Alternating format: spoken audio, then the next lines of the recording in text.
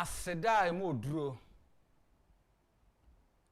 me say aseda emu oduro na nkoma totro bonso nyankopon do to nsuo no bohwea na o charge sign no charge chie ono na no pedi aseda nyina emma no se bribi wa aseda chi a in fact ono a na yede be ma no won pempenso a wode me no mie no aba beduru ewo October boso me no de to so eye enkron emonti ma memo ache na mensan so emma wakwaba kakrakapa emfama platform a me no ka say eye kakraka eboa ma yetime di nkomo e de coach eye na 2TV the dialogue show jumedi eso na no pay Kofi Amponsa oni ho na na sante eboa e de sports no e de ebebreye ene anopay na fe owi a CJ Winters also come your way with the entertainment news na fe de bokrata ba jama so no na yedi na so na e de atoa so kama na yetumi e de amount mame na wase anopay na mensan so mo ache na memo akwaba ochena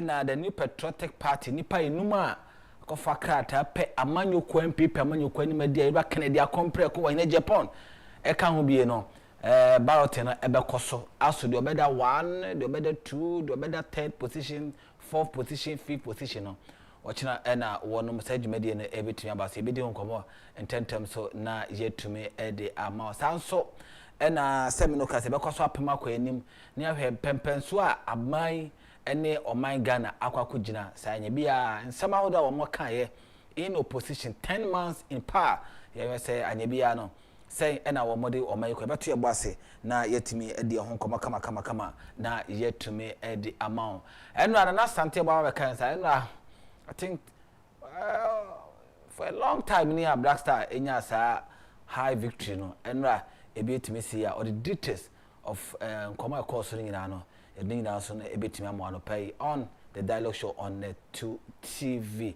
So let me take this opportunity, let me welcome you once again to the platform open for discussion, critical thinking and meaningful exchange.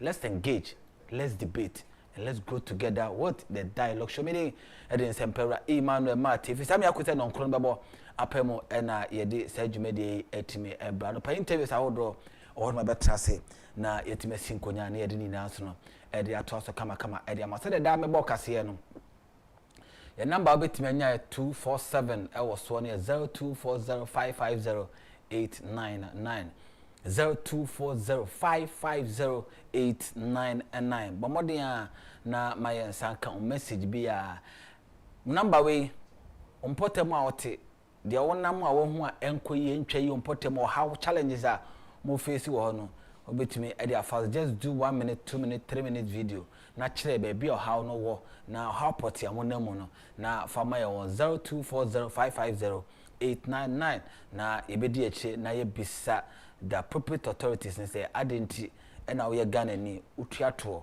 wotu oman mu na oman no ba bi a wote no sa how wo ho na ye obi asede ko bi adwumadie wo masodie se wo mehwe na wo matu ase na up to now nam sao how ne de akire na ebisa sase mbisa no na yetumi edi ama wonsom woni enipa eno nti na da ne da bi a che say the dialogue show na nyo ba akofo adwen nemo wo de wadwen beba na yenso ya de yadwen edi aba na da me welcome wo de ba the round table discussion say wonso oman ba pa asede say wonso obeyo famude ema oman Ghana etimi etu ompon eno ene the dialogue show enti anopa bi adwada ede kokosi enfiada ena yede sa nkomo nyina no etimi ede bro na no penso adomadom ye na yede sa nkomo no ede eto aso kama etumi ede amonti mamemo ache na mensa nso makwaba na fe ye nhye ye hu nkran alopay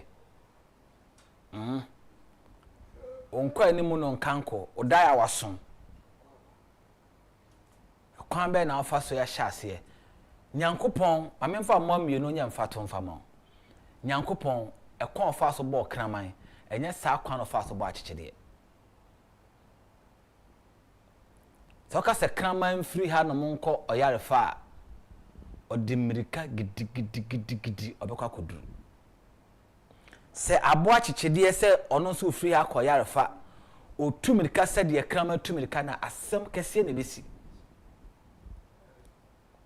now to the same destination na kraman kokodu ye no hona achichede de kwa obekwa koduru dream esi woni so nipa bia botae se obe achieve bi obeduru bibi ho no nipa mienu de betimi ayepe the same destination na ombekwa koduru nanso obi be sha ase ntem wakoduru ntem obi nso be sha ase da foforo the same destination no wono so ebekọ akwa koduru enti anamo a wutu ene anamo a wahyehyɛ no dai a waso no pacho enhwe obi mirika wutu na enkobi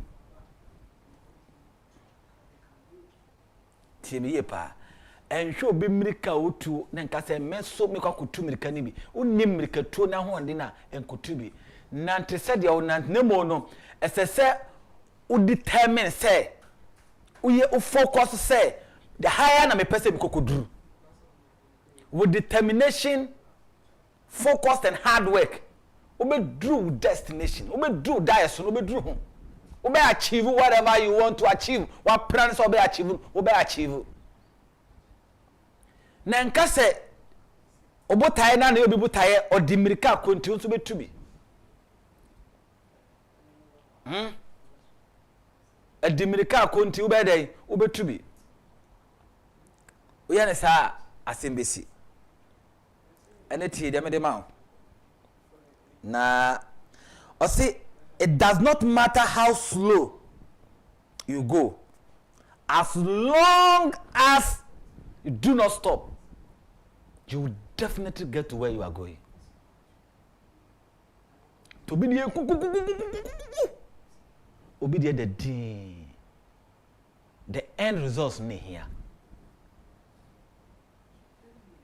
tie pa abrabo ne asetena ewo mu no obedient ye mirika tenti obedient dey also the din the most important thing the who here nyina na say obey achieve whatever you want to achieve o se tam nko yo bibia nka chiri ma wo se wo gidie ni wa ratio mutie ne de eye de yan nkonim die beba na mesta baby obi ano permechia o se tam nko ye time no enko ye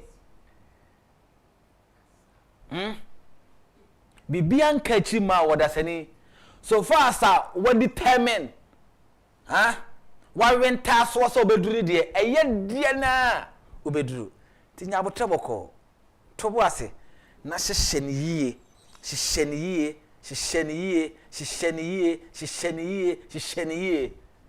na wo hye ase se wo implement ya wo hye ase se wo tuwa na mo a hyehyene sanse foundation no aye solid ninti no tam nkoe bibia nka akire mo dasani eye de nya nkunimdie ebeba anopa de me wo edijao on the 9th of October 2025 eni ka na hye no so da me ka kire me say the woman e fen adwene ye aitimi store niama store niama ene de wo ha e fen akoma ai no so etimi eden store niama no kai se omfa obi ho adwembone enhya ha emfa nhya ha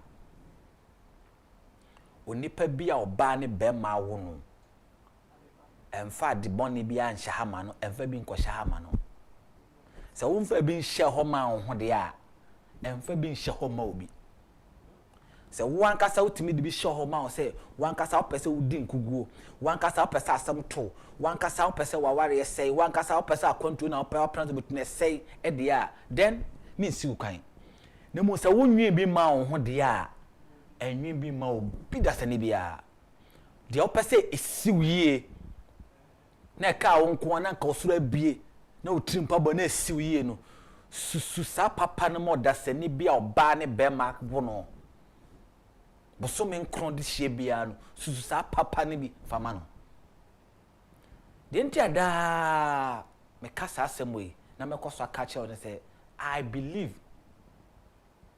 say and I've read na matia say nipa hwe de twa niwa nyankopon wa etotobos nyankopon ohwe akoma mu dan nyame nyankopon no dan no akoma pam ni adwenpam na de opa no onsa beka beduru ho asetena mu emfa ho ne saka dako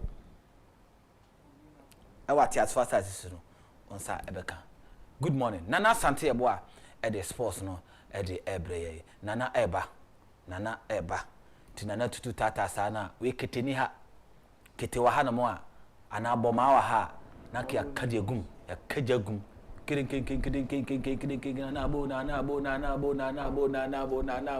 oh baba belande nana baba twa yes sir atu anu ade oh ade de tete for hwehwe ye aha we baba bedu ye chese that's na ye aye ebo ye oh Yehovah 1 2 3 4 5 inyo when the last time I share 5 goals a week yeah see omo ho no ma na sekungo omo mu ba ko ye ko share 5 I think was it 5 or 6 almost at me shebi Debbie I quite remember Thomas Partey share I think hat-trick also 2 yeah and no kwa na yo omo ho manye neutral ground so one bibi na ba sebi ne die ma abobi na chi abobi na nyesa de a anka enyesin so anti ya shene de na esefata and if you want to go to the World Cup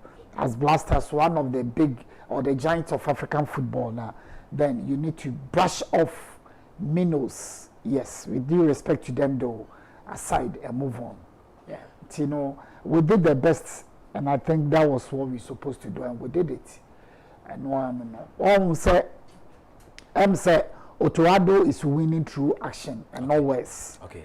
Our silent say critics no and kakra said the beya obi abe won say obo no homode because when the win ratio I think Auto is up there. On say anope me nkran hye sam de bae no.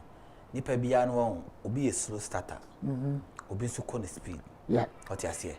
Obi wo no eti say uyo obi a on utimi assess obi a said na brabo city so that you may not rush and judge obi ntempa so Debbie o judge ntempa we a sanka o man time na e man bia be 6 months 1 year kabon say de obetimi achieve no that time no e ho be hia o papa since say o expect say within 2-3 days no wanya nti no o say players be bra o ma bobo ahodo na coaches bi ba o say o me hia no besan koto ne bo asema na obo so akodi different club na fe no we pick time no ye nyepa ni abotre yeah yes it I am there say what ato ne bo ase ma ne America kra no na wato ne bo ase na wo hyehye ne ye ebe ko ye so no abaji ne din so mo mani agi na mo make room for shocks so yeah then ebeba na yeah but say qualify we. Oh yes, bet you catch us. Is it how many points? 21. 22 points. Yeah. The next team no 19. Mathematically we can say yes, but it will take something extraordinary. And I say any more goals. Yeah, and he said you be lose to Comoros. It should not be less than 6-7 goals. Kroma. Say you be lose so I see more than. I saw more sharing. Okay. And see, that makes it quite difficult. Ni gaman chasati so. And I can bet yes pack no. Yeah point. Na ye gina chialum say ya. Na de omo find independence or ma so munim o de da ho. So make ma cross there. Omo te island sunti no. Omo so jare. There be omo. Yeah, I don't know.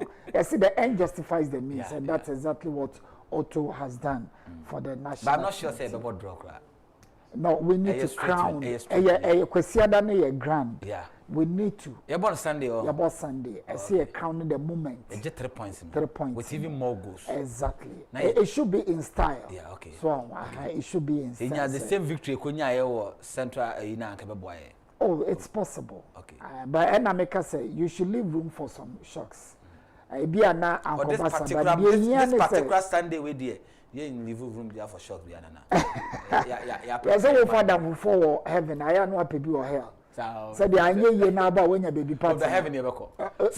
Say remedial ke betwa heaven. Sir, unfortunately, yeah, yes, oh yeah, yeah. Remedial. Obi ne na ye omo be ware no mu fi mu no mu kopie heaven. Na omo koi na che some person mo to ware say some sensan krata. Omo koi na ware na anyi. Ade na anyi. Say wunim say de ye na ha.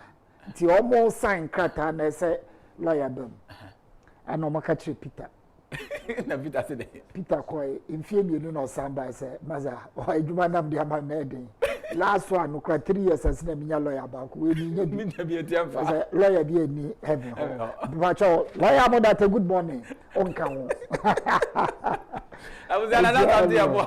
That was so the sports no e dey yenya man no fast sports right after sports best have back in the entertainment and the paper review segment that was the amount. E ba isia.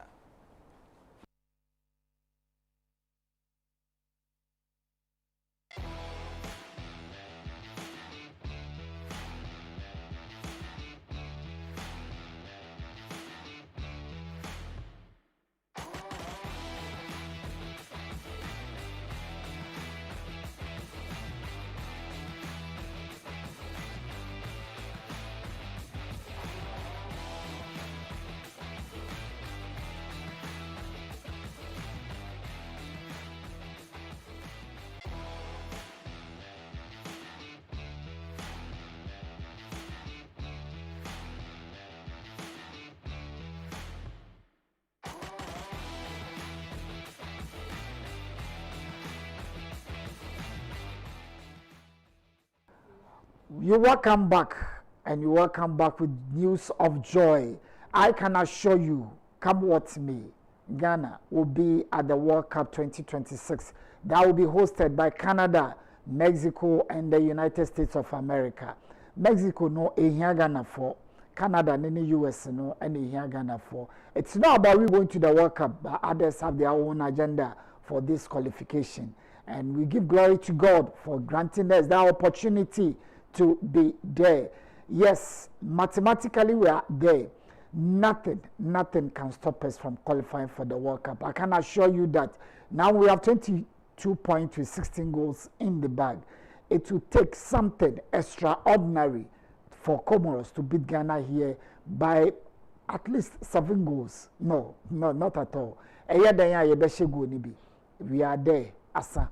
The SCA say, Yabema de no aye ending in style. The campaign should end in a style.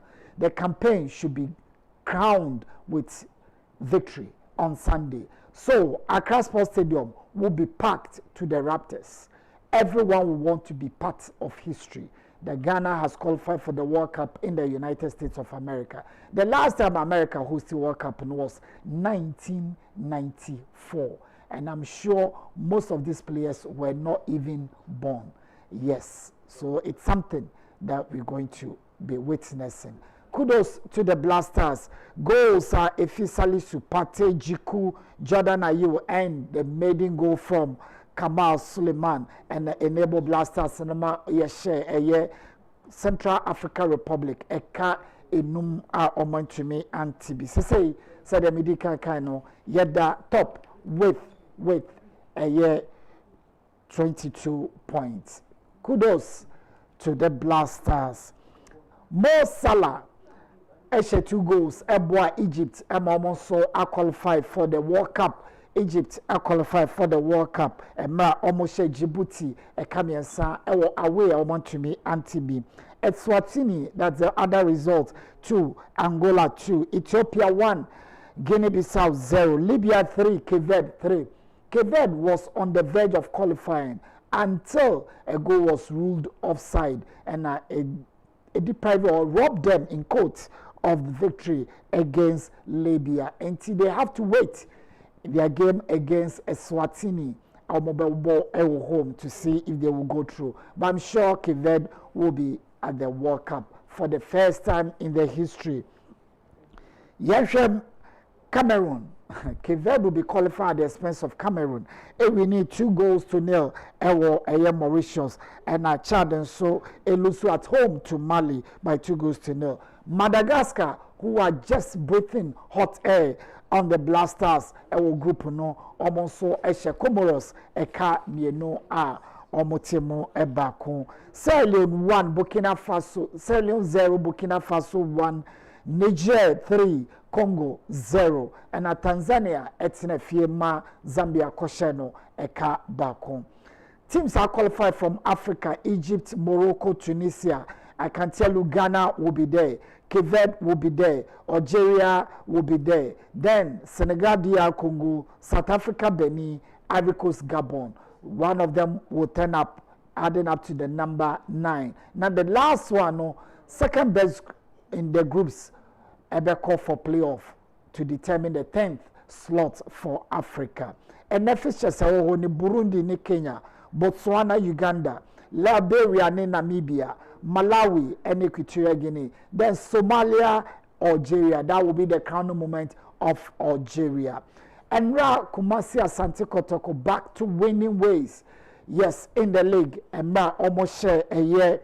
Bibiani Gold Stars, a cameo, Almond to me, anti goals from Aqua and Albert. Amoa and a secure victory no Emma a year Kumasi Asante Kotoko. Mr. Ketokreku, your GFA president, he has been elected or appointed as the chairman of FIFA Anti-Racism, Anti-Discrimination Committee. Kudos to Mr. Ketokreku. Samson, General Secretary, lawyer Prosper Addo, and also he appointed as member of FIFA's legal team. Officially, Cristiano Ronaldo has been crowned as the first footballer to become a billionaire. The first footballer to become officially billionaire, and no any Cristiano Ronaldo. We leave you with results. If he under 20 World Cup by Argentina, Nigeria 4-0, Colombia 3, South Africa 1, Japan 0, France 1. That was after extra time. Now Paraguay Paraguay losing 1-0 to Norway. So, and USA versus Italy, Morocco versus South Korea to determine the last slot in the quarterfinals. Parents for quarterfinals, Spain, Colombia, Mexico, Argentina, Norway, France. Then USA winner of USA, Italy winner will meet that of Morocco and Korea. A little bit of news, EPL, Kopama, Chelsea star is injured. And the problem is that it keeps reoccurring. So management has decided that the 23-year-old will be off until end of November. Steven Gerrard, a former player of Liverpool, he coached Rangers in Scotland. Now he's talking to Rangers for a comeback. Then Harry Kane is also injured. He will miss the friendly against Wales. And Onyanok and Bayern share Frankfurt Kabiansa ama omo entumi antibi. Aha any this person AC yada ya ho yeba entertainment news will be next. Good morning.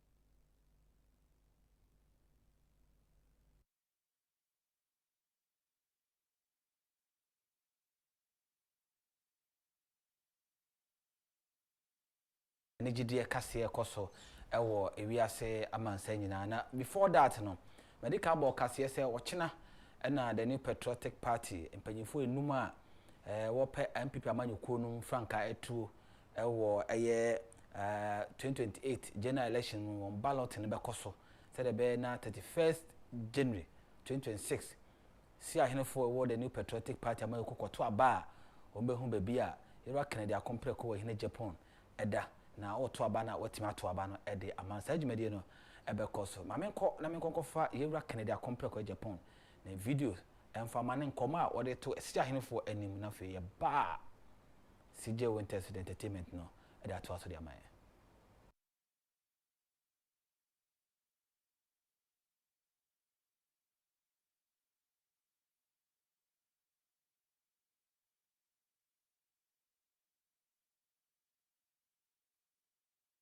ohia video na baby a yera nam no enye amanone o Ghana haya ena enye se oye minister na okọ inspection ewo aban adwuma bim factory na ho no enye Ghana aban dia factory na onamu no eye Kennedy amu a okọ inspection ahwe se de nyuma infidia kese ho nyina enye aban bi na ekọkọ boy we enye ena wo ho no mu no so adanse ni bi ena ye de ema no adanse ni bi e chese oka oyo okasa oye ena wo hu emfoni no ewo so no factory kakraka pa factory we factory so won mu ba ko nie factory so wono emu e ba ko nie aha wo mo ye mutwa eye rubber parks ni bi wo mutwa oh ene ade nyoma hodro wo no mo eye we one of the factories one of his factories ena ye de ho adanse e de ema no it is any power ebe ye Ghana mampanyin a you can imagine single-handedly etimi I establish factories very soon or baba establish the biggest pharmaceutical company factory in the whole of Africa ewo Ghana haya onkonko ka so kwakoye no Saudi onka so kwakoye no Asian countries bi aso onka so kwakoye establish no Europe oye no Ghana haya we ye ensa no dwuma ene bi ena wo hu a ono ankasa sinkonya oba na wa ba hye oba ye adwuma ni bi na wo hu se de esi etie we ye individual nipa ba ko ena wa ye ade etise yi so delegate no should give him the opportunity na hede obetimi aye atene omai ma etimi aboa ama yetimi akosi yura Canada compare ko Agyapong ono ankasa transe a raba na wo hyehye bi e yakono efe ekeke you see e yakono efe se yebenya opanyimu a oye business minded na watimi attend things around the bia won say Singapore kan asem cho Singapore de ba ko pe o nipa ba ko pe nipa ba ko se pe eno de niama miensa si na so trade discipline education niama miensa we ene de 10 Singapore niama miensa we o man a ye nya ye fa ahodie ye nya ye fa ahodie emfie nwotwe ansa na o mo so ete wo mo afi Malaysia ho omo de naso 3 pillars per 3 discipline 1 trade 2 education ogina niama miensa was e de attend Singapore around that ene Ghana mampanyi oteso ni Ghana mampanya etu ana mo se ye ko Singapore akọ pay investors aba Ghana we already have the investor in this country that is Kennedy accompli ko in Agyapong that is here monyama ne yefe monyama ne nyakono monyama ne neje 31st January 2026 ebi abe kama pa hwekakra na fe yema entertainment CJ Winters emeto aso emaye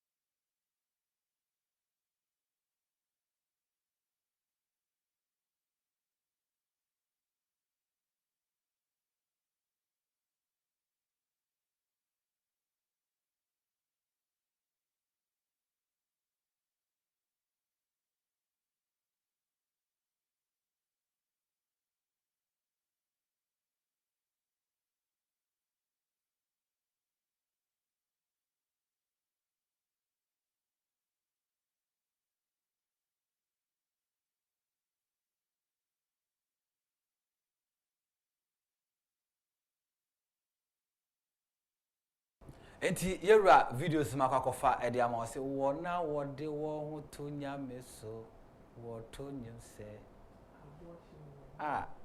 nyame yodo wona wode wo ho to nyame so wo to jomse onyame yodo CJ Winters e de entertainment e de eto aso e de ama owi a e de obo krata mu nsem e beto aso de ama e ba sia.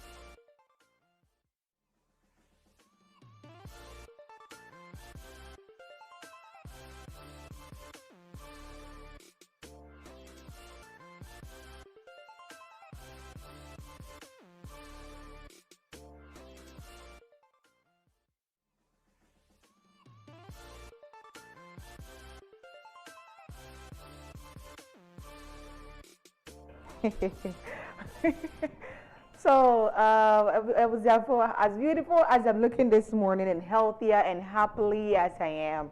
I hope, say, wherever you are too, it is the same energy because, we share the same thing. So, it should be the same feeling, no? The same vim and vigor, the same violence and so on. That is, we are sharing everything. I hope you understand. You understand. And then Thursday, okay? Ochina. Na yesi bibia kwa kugu na de epe hu bia no na yaye ewiase ne de sa why na anope no entertainment segment on the dialogue I want to television. CJ Winters my name, call me Abrewa Nana Virgin, and no na makato so once I say you know what to do already. We and kasa be no send the MOMO to confirm whether what I'm saying no it is true or not. What I say good. I anope no I'm on a different, like I'm in a different world and I'm on a different level. Bisano, you understand? And then they say, we are born a crana, me, the better. Why? We are born a crana, the better. What's the name is cancer? Magic. What's the name is car? Magic. Oh, magic. Come on. Now, and some ben, I'm opening up a diatro. I will see that the Lumber's burial date set for December 6th. And Daddy Lumber's body to be transported via road to Kumasi. It's coming from the planning committee. And then also success has cost Shatta Wale one of his greatest gifts. This one is coming from Panji Anofo.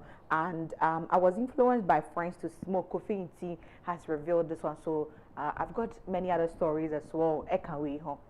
Like pamope motueno.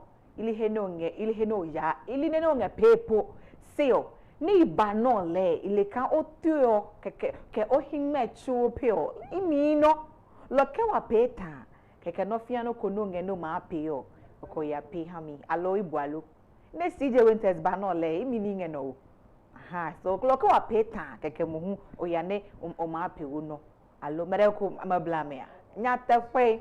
Right, so let's move straight into the stories we have today. Now, Abusia, the long-awaited date, it is now here. Now, Obia that Lumba, that be now, when is the funeral? Ubi se bisa said Yabekobi, so Adi and Yabekobi. So I was even wondering the reason why Auntie Amadumpo, una opro, who say, anything Yanko Pontum, Diana, de Wobeye, and Merenso, and see, ni date no wodi aba December 6 and as set December na ne be koso wo Kumasi Baba Yara Stadium pacho baby a concert ne call so sakode ne concert ne call so no why honom wo se honom na so honom no so pa betumi a contain yen na yen mu se abra na 1 week no ye wa ha video night ne se ne fa baby a UK USA very fine baby a fa honom but 1 week no ewo ahanum say enti eyi kese no said ya na yetete no ampampa say wo beko Kumasi na omakwa akoye no December busumi a etoso ensia December bosomi they say Christmas ye ni we ansa na ye di Christmas on ahanti no na de lumba empese on ye be di Christmas afi enti no eyi ni ko wie a ni final funeral rites no ye wie a ansa na Christmas no aba so di amamo na sabri kwa ye wo October ye jingle bells no cry mentere ye no I say this year so Christmas na nye de enti na de lumba we tusi say Christmas ne ko ni mundi because o kra na Christmas anya dia baby papa bia enti no ono ano obeko so that is it enti mo na mo pay date no ma sha say ya hoboa the 6th of December 2025 Kumasi Babayara Sports Stadium ehonom na the final funeral rites of our late Daddy Lumba no ebeko so ewo honom ti no ahoboa biara opese wo ye dia opese wo ye wo bia no what shall say iron from now hotel be now person book here what shall say booking from now so na be anebo be for we say we dey me ma tips no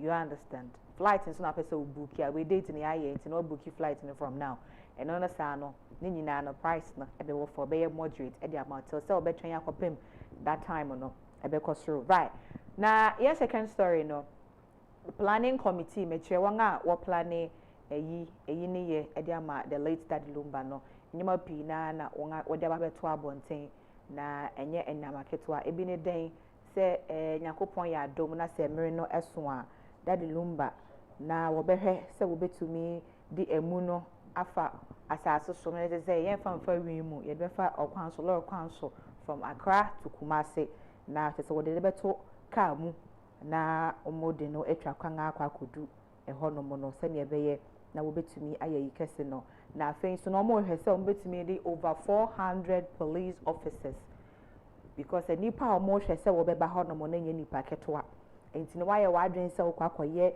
nyamahunu bi wo kwakosu esu tro bi na ade na ahwe a wani beba ho so no na wodam enti ho no no kona ko bu ho e wo ho no ye nkoye basabasa wo ho no the late Daddy Lumba yi na ye kwakoye enti ne ye nkoye basabasa wo ho no over 400 police officers ebe wo ho no koso mo hwa enipadom a eba 1 week no eyi akwakoye eyi kese no nipadom na ne beba achen sadia esiye no enti nyankopon ya adom a na tesesa na ebekọ no ne hyehyɛ bebre na ewo honom na so emre ni nti no mede ni nyina no ebesi aha na tese Collins Owusu amankra chairman ede Madeleine Daddy Lumba no ono ne funeral planning committee no ono boya asem ya babetugwa enti na tese ebusia saa na ebeye na ano no yento aso na yemfi eyi na asam no so ne yenko yengani medeng ne wo honom na panji Kencity Media fa Shatawale ho ochiremu a kane na Shatawale ye bandana from Ghana African defender enyome ye oda aweza this morning angasa no mbusa ni mumu anka me ni amadi atrebo but as a minim minim the office sometimes be gina ha no mpe na tete why me bibi why me bibi say bia me hu alert bi eno no sa no presentation ni be different what they are driving I hope they say go power they driving ahe eja no they driving ahe driving say ya na ahe na ye hese dia nyama be ko ebesisa presentation ebesisa ebesisa studio ha ka ebesisa na ebusia tama na Shatawale ye bandana no panji echiremu a obetumi de for microphone ma Shatawale now they boy instrumental bi obetumi am freestyle o be 1 hour te say wo no one rare Shatawale naaye that was some to say greatest gift be na Shatawale wo but today na kwakwa say Shata has so many hit songs so that talent no it is gone we don't have a feel of that talent no any longer. This is how he said it. Let's go have a watch.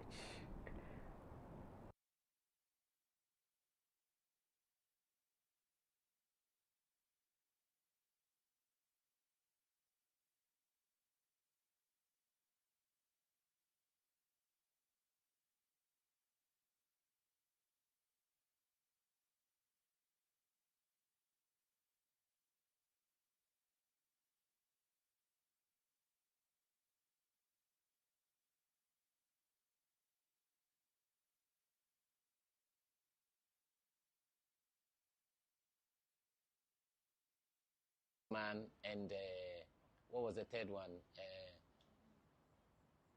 Cocovelli, yes. There was that trilogy. But they, to some extent, took the concept of that trilogy from Bandana, Terry Bonchaka, and Isoba. So those three used to do gigs because Isoba will play a rhythm, Bandana can rap, and you see, I feel Shatta Wale has lost one of his greatest skills through success. It's 25 years ago. Play any instrumental in the world and give Shatta Wale a microphone. He will entertain you for 1 hour. On freestyles, whatever he's singing, whatever he's doing. But now that he has so many hits, he doesn't have any need to do that anymore. So, you know what I mean? So one of his greatest skills, which is that Bandana was actually an amazing live performer. Just performing off the dome. Terry Bonchaka too, he could just... So the two of them, once you give them, they can't go. So yeah. KK Fusu, Batman, and what was the third one? Cocovelli, yes. There was that trilogy. But they, to some extent, took the concept of that trilogy from Bandana, Terry Bonchaka, and Isoba. So those three used to do gigs because Isoba will play a rhythm, Bandana can rap, and you see, I feel Shatta Wale has lost one of his greatest skills through success. It's 25 years ago. Play any instrumental in the world and give Shatta Wale a microphone. He will entertain you for 1 hour. On freestyles, whatever he's singing, whatever he's doing. But now that he has so many hits, he doesn't have any need to do that anymore. So, you know what I mean? So one of his greatest skills, which is that Bandana was actually an amazing live performer. Just performing off the dome. Terry Bonchaka too, he could just... So the two of them, once you give them, they can't go. So yeah. Just performing off the dome. So Bandana was such an amazing live performer. He was so good at it. So perfect at it. Shatta Wale in the freestyle. Shatta Wale in the freestyle, dear. You know, I can say get to energy. Na tese sanet na ebusia yenko back to the olden days, like somewhere like 2010. Rakie kachiro mama say wa da be wa na be wa na so do wa is that be dey me no do dey ache time it's the moment in my nti unze nyom no meto kakra na makati mo enti no e da no so okoso ye mze network ni nye enti na kakra be ba e ba meto dey aka na ato aso mo why na me chese kofi nti ebusia ene Thursday ene nye Friday no aka tell me say me to fu utie na stanza na hwan ene Thursday na Thursday na the last day of the week ye di tie efutu kofi nti echiremu a enamfofo e de ne court bia bim na Nyankopon ye na dom ono ade ne nan si ho ba ade a mi ye obra mi boyi emoa me kofi emoa me ene den ye kase pa ne puha ono no si ankasa ene nsa ono ana o hye no san so no nsa na emia pere na mante se okaka ko yo ze sa ne ma na ya na enam emia pere ne nsa nom ne ye wi ne hye ne nyamanyama ne fefa na ade no ana ne nam pa ba no mia pere ne mante no na nka o kire mu anamfo bi a na ode ne ho bo wo na those were the things they were doing, and at that time no he saw it, say, oh, you know, let me do it. Na bibi wo ho no ma wo ya ana wo the influence of it, because you are into it, and you or say ensa no mo na ne ri ne no mo na nkasa no bonsam tawa wo se bonsam wan hwan no eh serious se mo amono no de mo nim ni di enti eno no de aya amono no de aya mo hyehye ne de amono no mo na no o kire mu a enye something that you get addicted to na wo retwe ho afimu na afi achetan enye odo na te say we no achetan say wa brabo for life. Now sometimes, you know, as a musician or as an artist, what perform me, we feel it like we person on get high, we person on get high, and you know we take it ebi alcohol bi, and now we chini ma bi, no what dina stage, so what perform me we na was on the VIPs no one more mobile no market for now, or more limelights, and as a people, our shall make me a wow, never saw your call get it connected. No. Now, most of them backstage now, now chimwa. Whenever also now Korea, no, not say, now I brought Bonaya Bassa. So, no, I had no, and what, and Ojai, no, Abuana Brabo. Abuano, I say Abuano and some nom, we share and one a dang, Nini now a jai. As some papa de Yaka and two said, and Tenya about crocro, we young crocro. Upe so Abrabo ni si ye, Nasa Abrabo no concanga. Said, yeah, when you miss in America, because Sabuta fracture me shake, me no we. And Tino Kofi in Tineka, Obi a wakum, and a waba. Oh, say fish, ebe catch us a mammy water. Nissing you now, you go that I was so you to cause one and a show. And it's the Kofi in Tin Aquabrabo Bimu, no other catch or say Jaya. I was so we say, I dear Beboa. But you are saying Tino me patch also now we die. Why, Kakranka crasha and by bo, now so odio who shemu. Oh, no, I was Jane, no, and now for being one nana on your omo. A bubble boy, or call Montana or her, almost almost dying. On finding home call mobile, on finding home more mobile, on call and chamber, cause temptation. A baby a wire da. Oh, a baby a wire da. It's so the name of Bubble was Sana. A he might be tempted to do it again, and he wouldn't want to do that. Because baby, see an abrabone duno. Oh, say he is so okay, and it's moving succulent for him. And you know, we die sa and afuni na one chain ekwa. It to me abuane palm. Now my last story, no, Yabeko Kumasi. That means say somebody from Kumasi, Ben South. Ben South essay. It takes discipline as a man, not to I was going to have video no. I'm going to have video no. Let's just say, like we are very disciplined. Because I never go a thing we are supposed to no. Come again. Me say Bema, utimi ne be obaba kotena. Na just say o discipline level was so yeah, because editing. Editing because maybe answer we are Bema. This is say inbuilt. That is how God created it. Because also share a man do we are sin. It does the same mema. It is Obiaka so far back Okrana.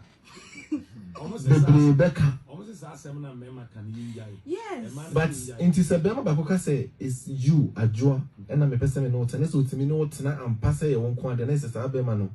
Yeah. So what? Osha Bible book or Okofa Bible banner memo.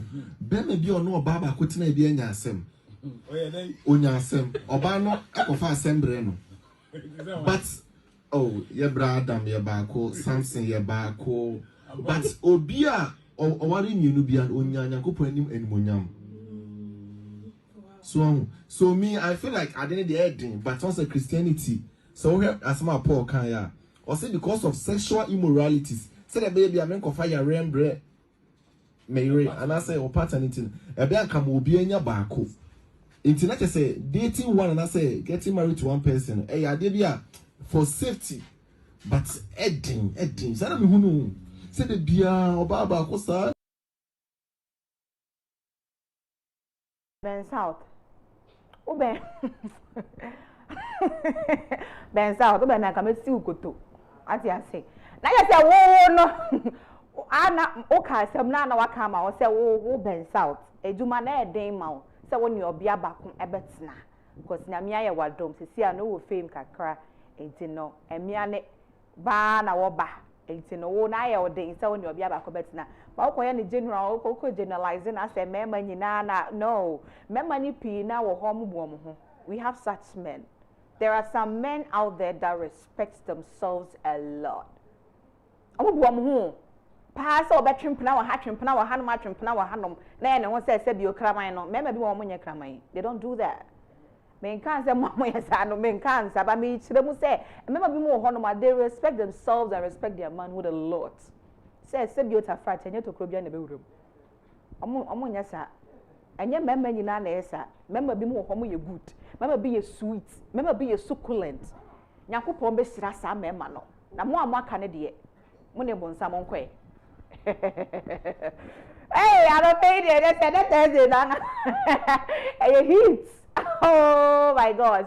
Right, so Abusia, these are my stories I've got for you, and say we are still in the month of October, My catch will say every morning, me no share breast cancer awareness tip.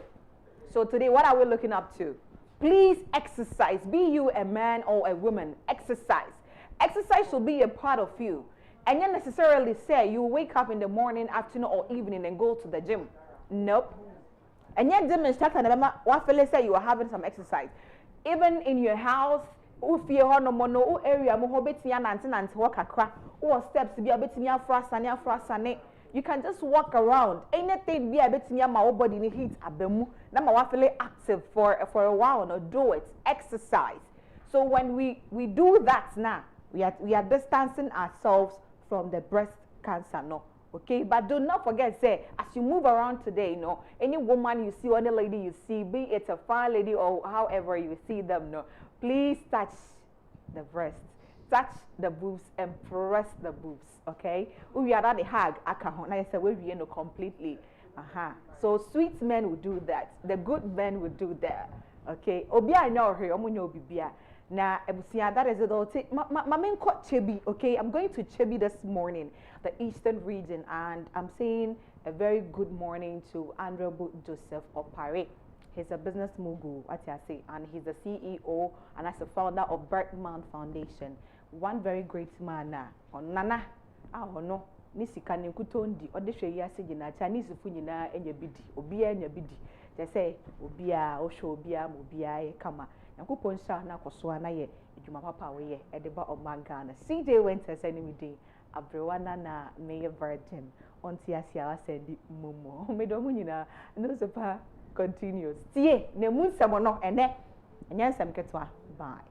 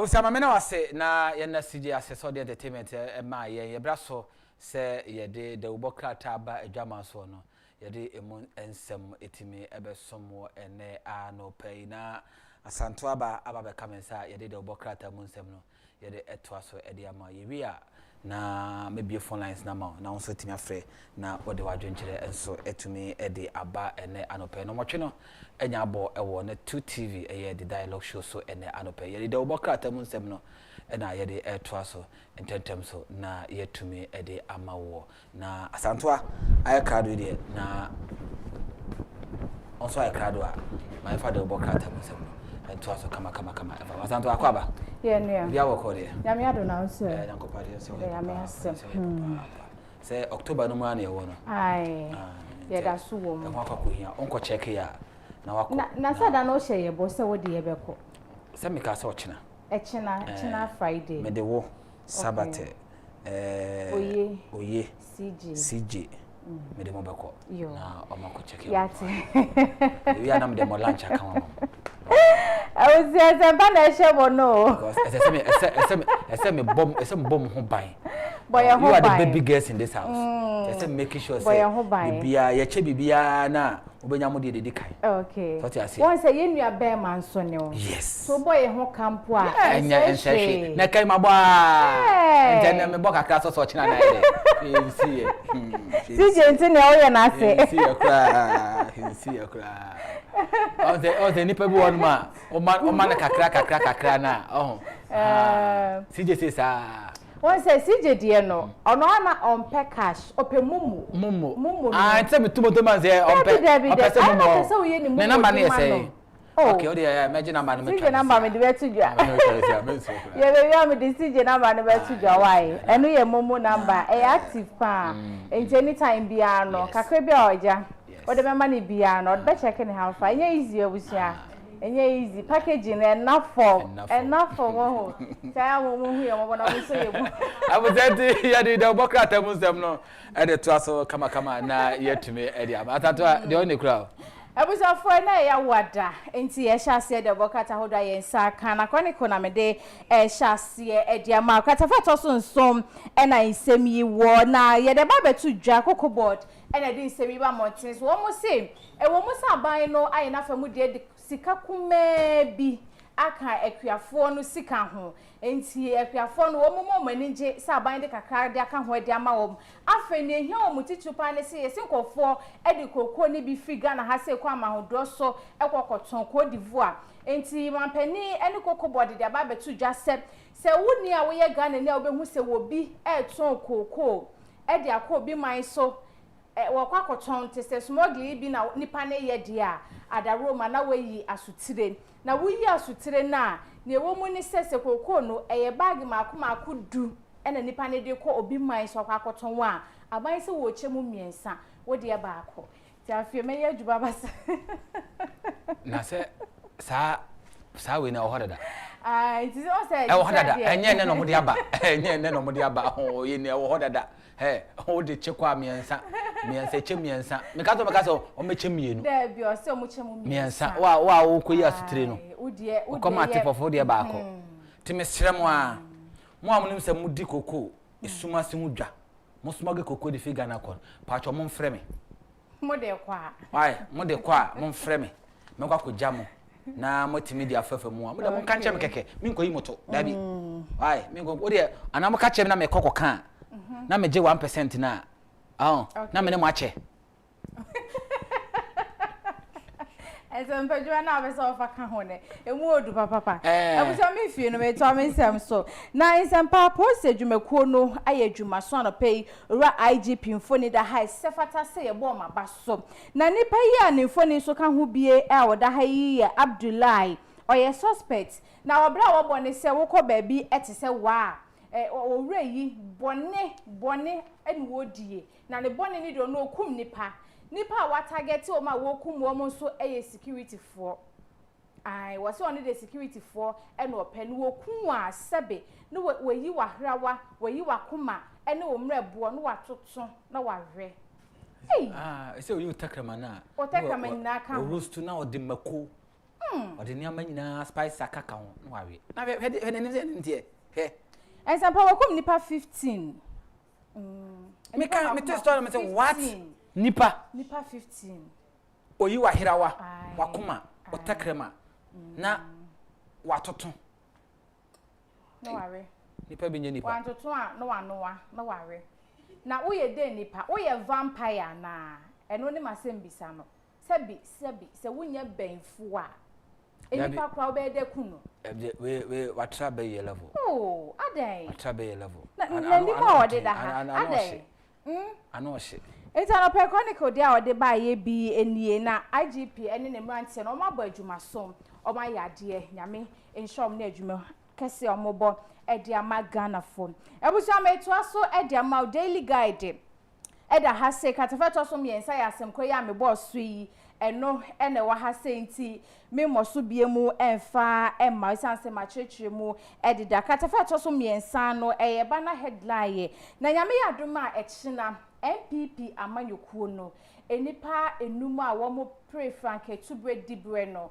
womo eba koye womo ba koye ballot ananya sa ne kanu ballot okay balloting yo enti nyame yadoma ekina MPP amanyokuo no ne asichire ne se amokwa koyi number ebia ballot paper ne so no bebi obi abeda no aha ebia ora Kennedy compare ko Agyapong obeyi number 1 na ne aka to aso saa wo ho eno ho adwuma na nyame yadom echi na MPP amanyokuo no enipa num a wo mo pri wo mo ba kotu ho anamo a nkata yi edi mu asemo ba menim baby obi abeda oh okay menim baby obi abeda opa why ready ametima chiro baby obi abeda sisi ya say o me nipa 5 nipa 5 menim baby obi abeda okay obi beda number 1 obi beda number 2 obi beda number 3 obi beda number 4 obi beda number 5 obi no beda number 6 debi ti menim baby obi abeda obi abeda na me yadu na akunya number 3 nso a nyame agya nyoma nyame oba nyame okonkron menim baby obi abeda me de kan hu ni nyina na dwe baby obi abeda na yekokromoti woda number 5 baby ada bia your message o your message ye beto abama your message forget about it ye beto abano we can process e be ma democracy no aye election aye free and fair e can process e ma election free and fair no enti yan kon pray gidigidi abato position akọ pick wada o message said the year na ma obon to a chire mu ma ye biban me kura bibia me de ba ba chire se ma me akwanya de o man ni ahye me nsa metima wo eye message o won hwe so dia Ghana fo e betimi ahwe so hu se Kennedy obi e de o man ni hye ne nsa o betimi ahwe so o betimi ahwe so yi nti no wase no nyame ya do mechi na pipi amanyoku no kwa akọ ho bra na katafeto so nsia so no say Mahama ministers not paid in 9 months Omo ka jira hai. Han fo ne da. Rashid. He, na obo han amane. Ni fo ne na da ha sei. He. Na wono ene ka sei. O maje. O maje. Don't you abusia no. Omunye. Okay, omunye ya. Sa nurses for the 9 months. Okay. Some omko demo no. And nurse for na 10. 10. To omo che omo 1 month. Nti omo so mpekete wo e kan say your mampanya so e ono. Say your ministers ye ntua e ka. Ne on ye ntua mo kai. Nti omo no betimi aye o ye kire. Ministers no. Kokoye. Na omo ye kire hwan.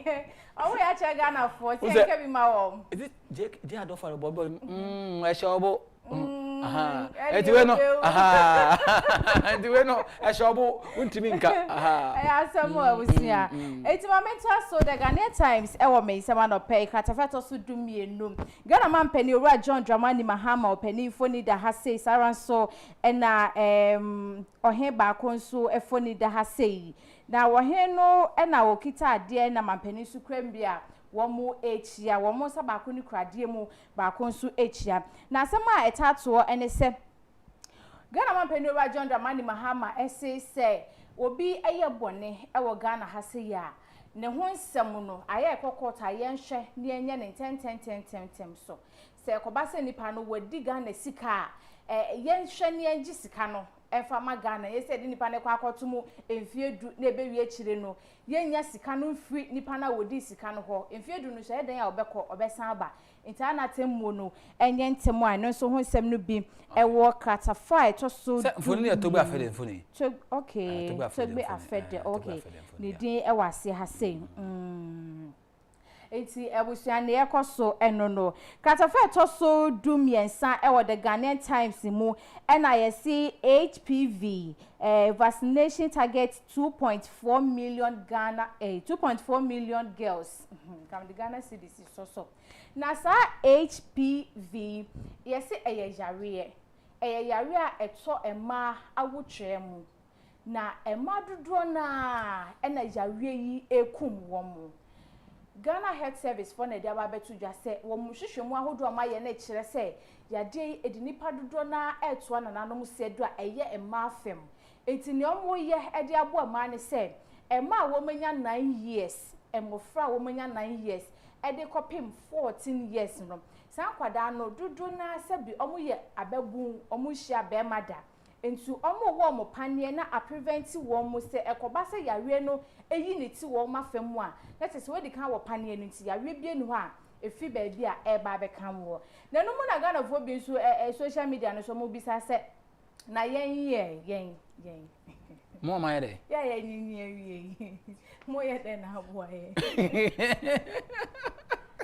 adadwa ebusi ayi adadwa ko ni wa ko ni mi no ye ne just there ya ke then am so mo ya abo ayi eti no ho sem no ewo Ghanaian Times akata yi eboye mu amane na me gidi se eye pana ana nsempa mo fra ne bi ka se pane wona doso enti omo ebusi eye wankaso apomudin why wankaso apomudin so your bad time na se wo ba be kan bibia na wa chirechire mu a kire ne se ne mechire se enye bibi bone ne mo se ne be ya oba no enkonya yare e ba beto na wotwa mu da achinti na Ghana man pani adwen ye ho sa enti katafa to so miensan so e ka kokon ho asem ya eye smuggling ya wo mo eye no ho nsem no bi e wa hase akrata yi e boy amane enti Ghanaian Times anopedia wo de ba ye na mabubo sui na nsempa metwa so de wako daily graphic e de abakata fa eto so miensa ensem ya mechechwe mu ya mapani oba John Dramani Mahama de ya woka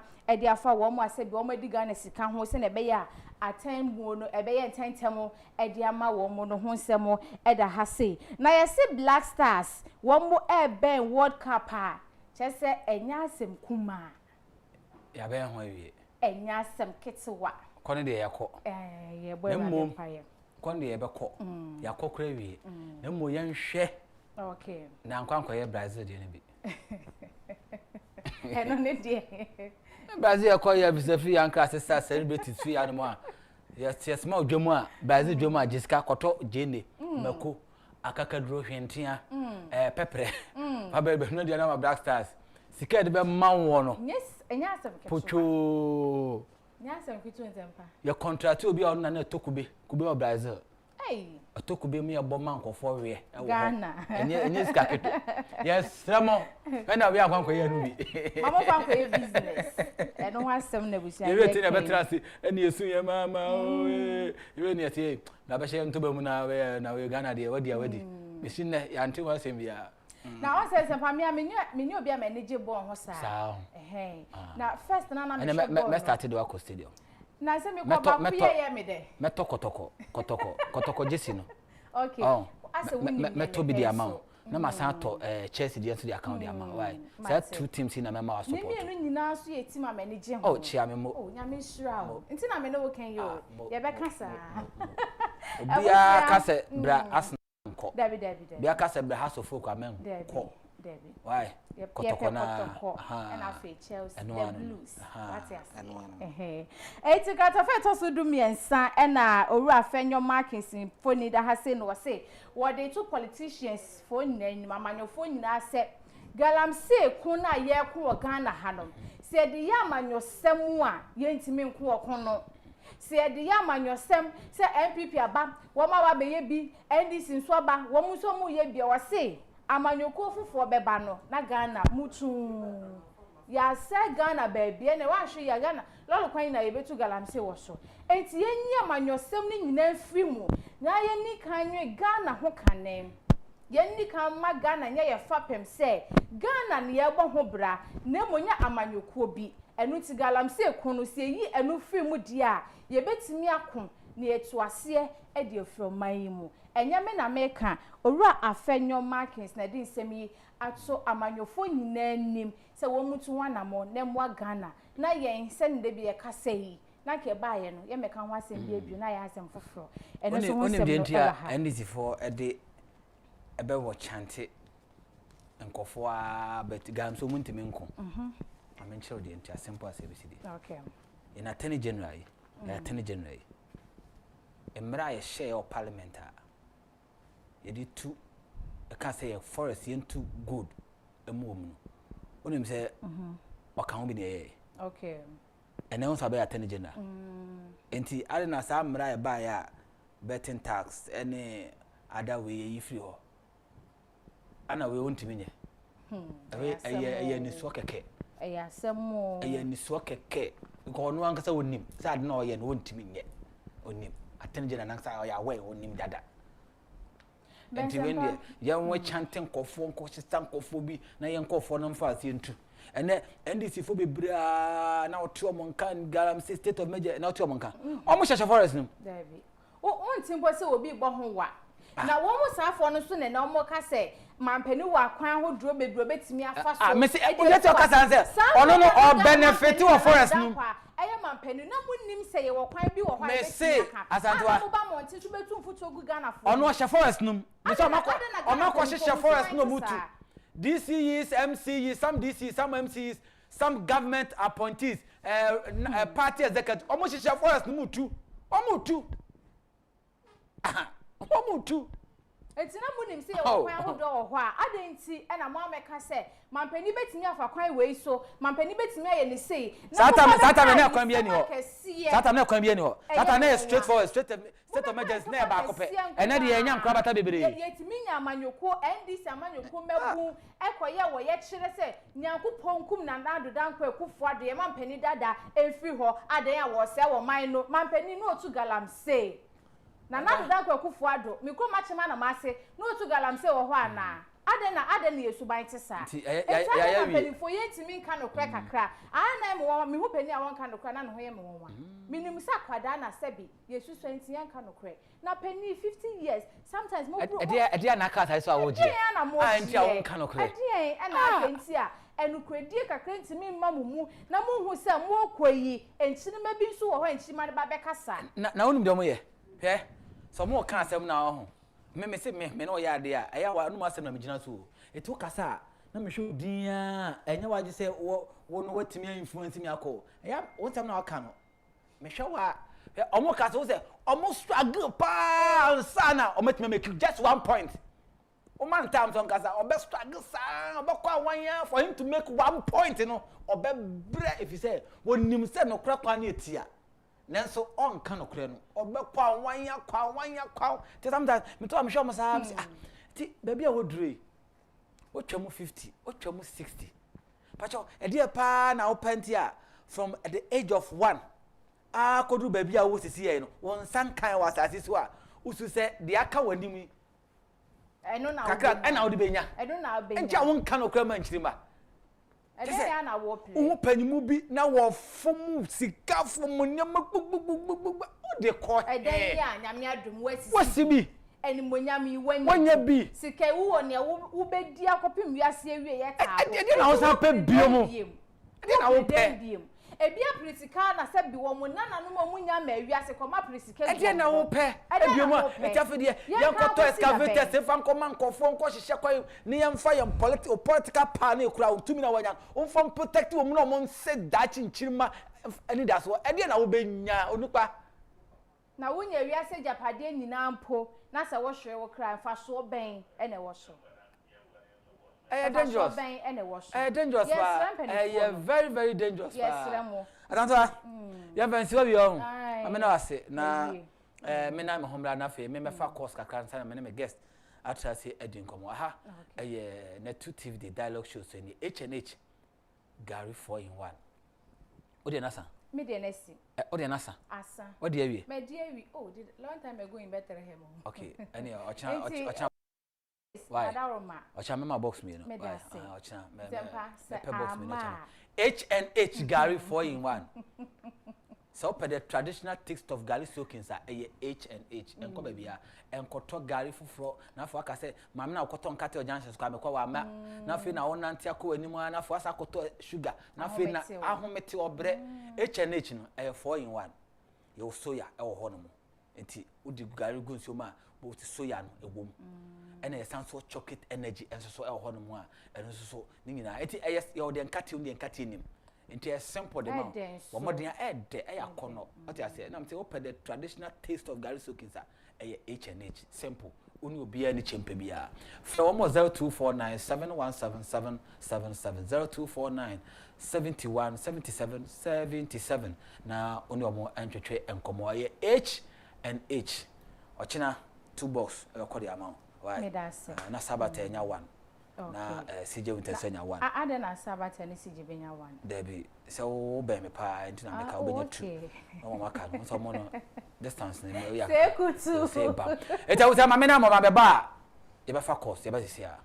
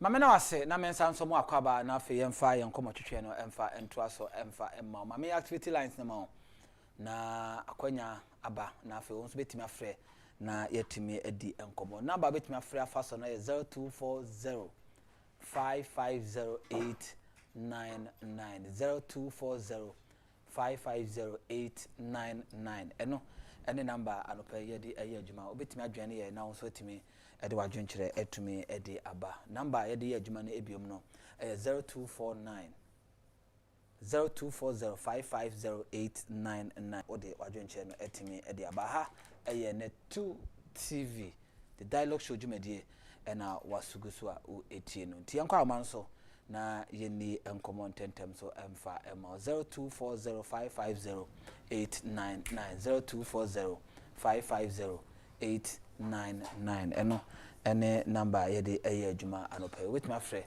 na wadwenkyere no so yetimi ehun saada chinetimi aboa enti number no bi 0240550899 good morning. Good morning. Chief Vacho Dim Biaxefi. Daniel. Bra. Abeka yetio. Na mi dey na juma fa. Inshallah so. Baby ya bebo ona gba ba so. Mi ni se na mi adu na ho ye. Kakra me wo kan. Bema ekini traffic jene na mebu ho. Obi yetika but ko so sa se wo cantonment. Over 300 million dollars. Also yetika everything shares yetika me the Port factory because we not try down at over 90 years or ko ni kuro. Then I feel go worship ho. So be ho yeduwa. Papa yi ko na se omaduma da bom. Omo yire no mo mansa enko ma no de na ma me ko to na me ntu o. Over 420 workers. Papa we ebe bi na ye ma no. Kana for me ebe bi ameka o me ti delegate. O se na man ko to mo color television and ko to black and white. Aspirant no mo ba no. O mi nyina o mo ye me wo fa. Me ni beje mo nka tenti obi ya. Na mo ma ye so le so. Ni unipa 24 years in parliament. Abaya abanko yanti me ho asembole bia. Ko wa kwaji contract wa ye. So ye de na fa ha. But also at papa betimi adwane e na so de wadwenkyere de aba 0240550899. Hello, good morning. Good morning, Zampahini. Yes sir. Ya wasanki de taifa. Asanki de taifa yanko etio. Yo, Zampahini. Tinia.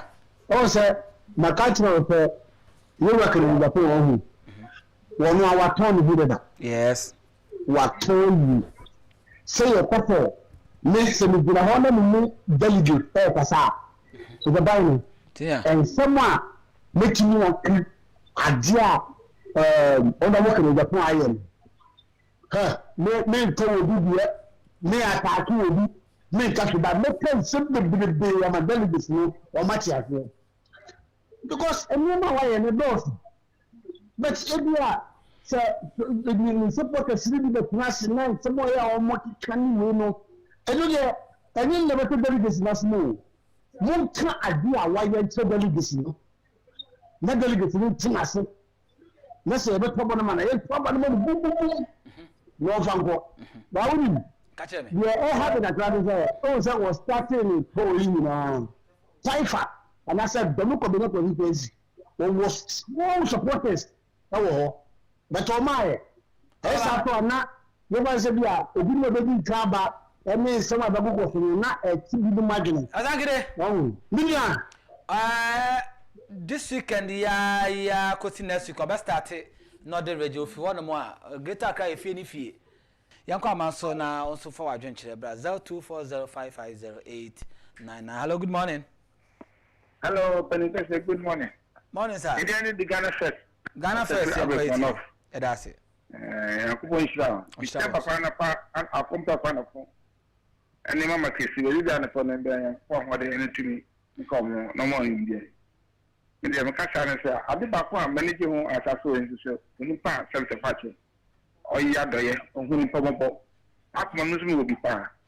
Ndi se ni obi a oya doye sa na obie ne sa ohu njankamabo ohu ekwafomabo ohu efemfomabo sa Olympic bi asem tafachi otile bi ne so ka sese ni pesa se na ya na makoma ne yem no na eyem ya it is sometimes I am kasa na me kasa na yese de eye asas kasa ya because you na se tafachi ohu chi obetuma bo obi nkra ana say akuntuma you bi fa na se nye bibi what I say yan kasa da first e dia so what I say ne yan sa ni numa so emanska you do the bra what I say you say ni pe dia yo so hu nta di che ese so mu de omo ba beka I na ba come Agyapong dia and Agyapong ya kan say it's 1 January delegate anything for a year for Njaka obi dio di bia like say omo de wo tikashinala e kwa kama ona ba ku de bon ko ba ye o man pe ba 2020 yakupon sharp and so I want to be here. Me da so papa me da say yanko no for crowd dey na eni nkomo. Hello, good morning. 0240550899. Hello, good morning. Hello, good morning. Chimba Chodin baby accept you. Yeah, I'm now. On shall one so. Yeah, first of all, so come all the Ghana the Japanese to and for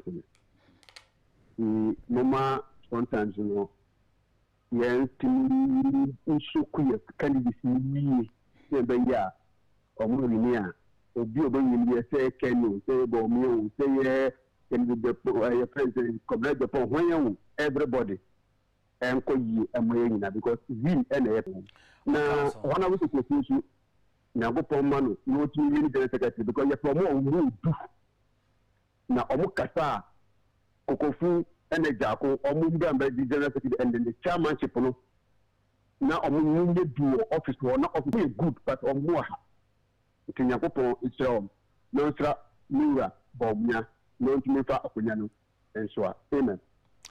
Me da also say na person do adwenkyere e de aba yenko amaso na yenko so fa wo so adwenkyere number no 024. Good morning. Chimba Chodin baby accept you. Me evangelist of seven because adonta. Evangelist Pachetti. Na le me kan wo galamse no. Galamse no asa na person me kan. Etio. Na galamse mi de se o ma na hwe yi a e de be ko da bia enya de papa kra. Ma kanto mi start kan galamse no asa over 30 years. Nyankopon bo gold no de ko sha asase one to asase ni because if many dey train ko be o man e be koso be nanti ka kokos na I don't think you tisika ye nanti so it is when you hwe say sagalam say no ma mutu ni de so ma hwe yi a Onyankopon fa ye ho che de yere da says o magana sika kokko le sha asase o was starting to go 29 years almost 130 years omo ntra obuasi inti omani for money size o de example market o oma we be trade a be won because in so na di kan aboabo anu dada it is so yet say takase o ha we be money for the trade class about ekrum inti esra man panyu say on fa ni nsi from sagalam say no was a bon fa dia bro hojo di dia bro Onyankopon fa no nche no ye de ya ka for 13 good years ni enye hu de galam say ba be o ma we but enipa enhu ye de ehunu dada ejomu ye careful me de mijina na make market was a thing to create to trust ye na omano eyonya media eni si makasa for 13 years ni si ahwe ye omawe galamse bebo omawe galamse bebo omawe but enipa ntie it is the make na kana no president galamse ni de omomo ho ban ye na gold ya fan to asase so ye de sha asase ya na menya na semu ntina gold no wa asase na so it is as you better as you yenda na mutu amra ye mane wa adada enye mo na de mane ba yo de mane e wa adada bi se kwase fo no sa se ba bia na nkono obi ano na e go bi mane ho ade di ne de bia me ka se Nyankopon no wo hwe wo ye mobo e wo man ga no me papa me da se enko aman so na onso for adwenkyere bra. Hello, good morning. 0240550899 0240550899. Hello, good morning. Hello, good morning. But you didn't baby. Good morning. But your friend is me talking here Latin America Central. I mean living in Manga Onabu Jefferson Kwame Sakin. I become a central former PC. Getting my job at the financial central. Can be beautiful. No, you what the John Draman Mama, industry, I mean, I can do the bar. When you are in the election, which is John Draman Mama, you have to leave that means because not that far. Phone in pattern. Okay, but about 2 minutes station. In Kabuyo, where a 15 presidential staff. The Kekeba, Koti Goy, other companies in your game. I feel like could be directors, can you GM, couldn't my government campus. They are linked to Buyo, they appoint ambassadors, which happens to be a Ghana leader. Mashika during the future. We care about protect public pest. One of feeling man who dying of life happened to one and two again. No, if you. It's in the airport, they are going to get free education secretary again. She began education services again. They are this all the district where free education secretary again. I want a deputy. We put in my staff. One you are part of the fight. I'm a question, John Gaman Mama. You need to my yard. Okay. Yeah. Lick Bahama, and that Lick Bahama, Lick Bahama, and I'm soon out. I should show me a little bit of Ewa. Nina million today. That's the mama for Rapagan and Nifa. MPP party, you may name John Canada. Never more in 2020. I didn't know. Now, if you see MPP back, maybe about 2 o'clock. Yama, Tanumaya. Mr. Medas, Papa, and pay my own few costs on Canafe. Many referred to your boy and Shay and Common. I say, hello, good morning. Good morning. But you did accept it. Kencity. Kencity, young way. Michelle, him away. Teshi, dear, now so Teshi, Otier, Papa, and now son of Payancha or Teshi. Now Teshi for you now, and Chaman Pay. About you and you. I'm a pay my foot to a crab, become a honorable king, Timuno. Anthony campaign for no. I'm talking on another corner, which is a Yamman so, I'm a win, and that's what we need to by Mr. So, naming teacher for no Becassa. Or my customer or radio soon in social media. Ma almost saw and still be a different other side in Beba. Ma almost saw some sir, because yes, now as a we can't also be me, and as a member to be out to know business also. Yeah, teach you, yeah, teach you. Yeah, teach you hear the party in corner. In fact, in Koyi. We can intimate says on the side of one casa. Yes, in Biana will be the almost so, and I'm Mabiano. Okay. Yes, sir. Okay. That's it. But I say, my member, my last 2 course, nothing, and far after Germany and see. I also bet me a journey now, what do I drink a day abba. My last 2 course, na yes, Uberman, a day and come. Hello, good morning. Hello, good morning, yes, sir, but you did accept. Uncle Pardon, what answer? Uncle Pardon, you just said. Some das, Papa. Is that much about every time? I'm a power. But your Jim got plenty of I know why you say. About your no so or Sian de Cacao, we never sound about but I mean, I'm from Power. Now, Master say, let's just say, honorable Ken. That's a recipe. And then we have other side of the internet, and some of you can, and yet, let's just say, honorable Letita for no almost in this hour, almost for how many other some more. So, the trouble in that, when you have to trouble my about it. There's some of the time we are first in here. You see, there's almost come a set on the American team, and now I have to never come on. You never say, Agyapong. We touch it, yes, be answered your so. My main family last call and nothing. Young far a Germany and see the chat to cry and I'm in Sakana, Yababidi and Como 0240550899. My last call and hello, good morning. Good morning. See about your baby accept. Your friend is Samolana. Especially Pongata Masu Chibon. Patriot you. But all the everything kind of say. Maybe been raised now when you say your own of fact. And yes, let me say the other side no more can now on to solve because now Kupa can get out to soon. On man is needs to non shade and I mean a Becasama.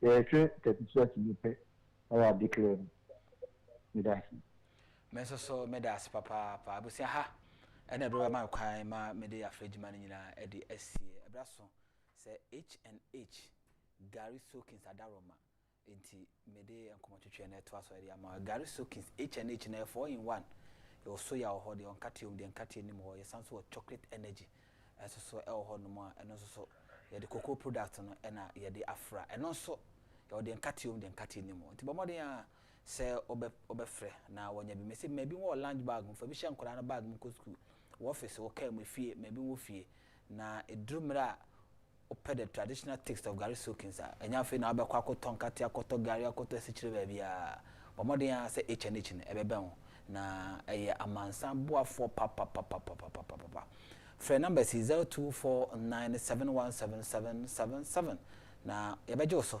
na nchiremu bia na asembisa bia ho muaye no yede be ma o pedodo atunso a ba bia wo hia ba be hia fi onchan ye location ba bia wo ya nkasa yede be bro H&H Gary 4 in 1 eye super ma yemfa nkoma twetwe no emfa ena ye ho emra sima baako pe ntwa mo bra me ba yewura Philip Chimiabo a atre betena se na afi yede nkoma twetwe no e de ahye so e de ama in 1 minute me ba isia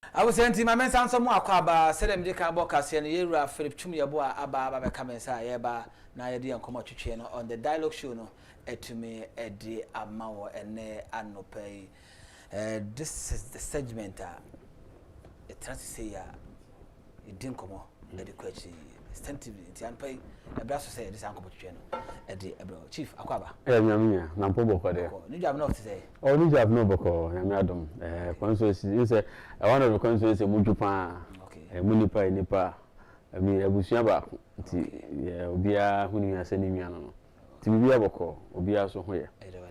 Me fa ko yes na me chia party for gina me chia incoming president. Okay. Honorable Kennedy Akomprako Agyapong. Okay. Nipa o vision na o ni anisode ho. So be bo na yasesa Ghana. Na yedi Ghana akoye die mu na mabu na nya dwumaye. Na mabu no so anya ni da so sabrabo no. Se opportunity a also to me be nipa kese te so no a otu be o de for also set me baby nti we ni nia honorable Kencity and so be boa na ititu mabu no omanya adwumaye sustainable job adwuma be so ma babo na to the sense e be baby no almost be nya sa ahode dey employ youth no bebre ama wonya ahode nti ne e kan se onipa we na ye hwe nim se nya me adema 31 January 2026 the beto abama delegate any to inform na say ye den beba na party no mo discipline about party no na yengina so ye ni age na yenya party no for so let me friend say several I'm for appointment na me chia me bishop of Beni ambassador senior Reverend Isaac Osebonso and the birthday for the case of Ghana had before because so authentic, genuine, with humility. Yeah. No more Kenya me adwin, no more fari nipa enso nipa, no more do nipa, no more Kenya me ho adwin ni nyame adwin che nipa che nipa. Yemi bi ase ambassador senior Reverend Isaac Osebonso. Apa, we happy birthday. And then that and then the birthday is go kwa antino. We wish happy birthday. And then the wife I am body. Oh, that's great. That's great. To be honest, na on to kwa na mama yin. Ene wasifo nyina amisha bebe na onyo kese emai edaso. Enti papa Agyapong na me dey chat for the amount. Happy birthday. Ya mumra ochina. Na aye ballot na be koso. Yes. You be there no ho nkobo na fi asanso bo e de awura aban so kakra bo so mendu kwan hodra wo mo e de oman Ghana e fa so obia ga oti oman mu kwan na koyi ahun se koyi omo promise link government ba na wo list no. Almost 18 deputy in charge of missions, ambassadors, and deputizing to the ambassadors and various embassies. Now, you see, the NDC has always been a party. When they want power, they're able to use all machinations to get power. And His Excellency John Dramani Mahama, I can't say, Biana, you're gonna say, do baby in Polo, do baby. Who didn't talk a crack, and that is what has been their mantra. I will share the NDC as a political party. Their foundation and also their background, their philosophy has always been the socialist mentality, and I do that Russian, Chinese status of leader socialism mentality, and that has always been. Yankasama, any people say, oh. Yes, they can occur. Very good. Yes, they always want to make you look like, oh, someone to me, I'm a power there, and that's what they did. No more kick and somebody didn't try. It's only government. Now, deputies, I don't know, but deputies here for missions, if they're going to buy, if you are giving them position, give them a proper now, deputies to the various missions there, it's just, I do a more kind, Mokasi, the 24 economy by anyone to me is no more a name or we. What I say, Nanka, what you ambassadors, what you various missions are, also deputies. Well, I mean, if there has been a past, maybe you can, educated, I have no knowledge. I don't mean there, I will not say, so, if it has been like that in the past, see, you are deputies there, but I don't think it's proper. Now, we share wage bill, and I'm praying, they'll bring out that data, no more honest work. So we'll call office of the presidency, government machinery, should let us know the list of people who have been engaged. You know what I said? In the presidency in Kwan, even though they told us that they are going to reduce the number of ministers, which in the face of the public in the Eswati, the number of ministers, but in a ministry no more but in the good office of the president, with the various appointments, 24 economy, in charge of 24 economy special assistant, and he said something that down akufo-addo the vision and this odi ho a ye dey friend say machines buy various assemblies it didn't come refi ye dey drip machines buy no and a drip because when you coordinator for drip ni na antivirus appointed coordinator because the various municipal now so they have coordinators there. Your presidential staffers in charge of the 16 regions. Look at all this. Look at all this. So if I have they have not honored it. And they cry na make say almost the listen ban the numbers now almost say MPP government numbers near more and they, I'm sure say a double I am more than 2. A double ne almost a double emphasis here and you show me now you share listener. They have more people who are around to government. Obi or special aid at office of the president the position is just equivalent to that of maybe a deputy minister. In this car also for ministers now also artisanal. They are just diverting it into other areas. They are just being dishonest to Ghanaians. They be American citizens, especially His Excellency John Dramani. He's just being dishonest to Ghanaians. It's just been because they know people they are doing more than that. Worse. Kalam issues they say they are doing worse than what we thought MPP for. Mr. Babontin, the I say I Peja Kakra the number 5. General Thomas Opompepra, former Chief of Defence Staff. Yes, former CDS. Yeah, deputy. That position as a CDS. Be a more Kasaka, friends of Opompepra.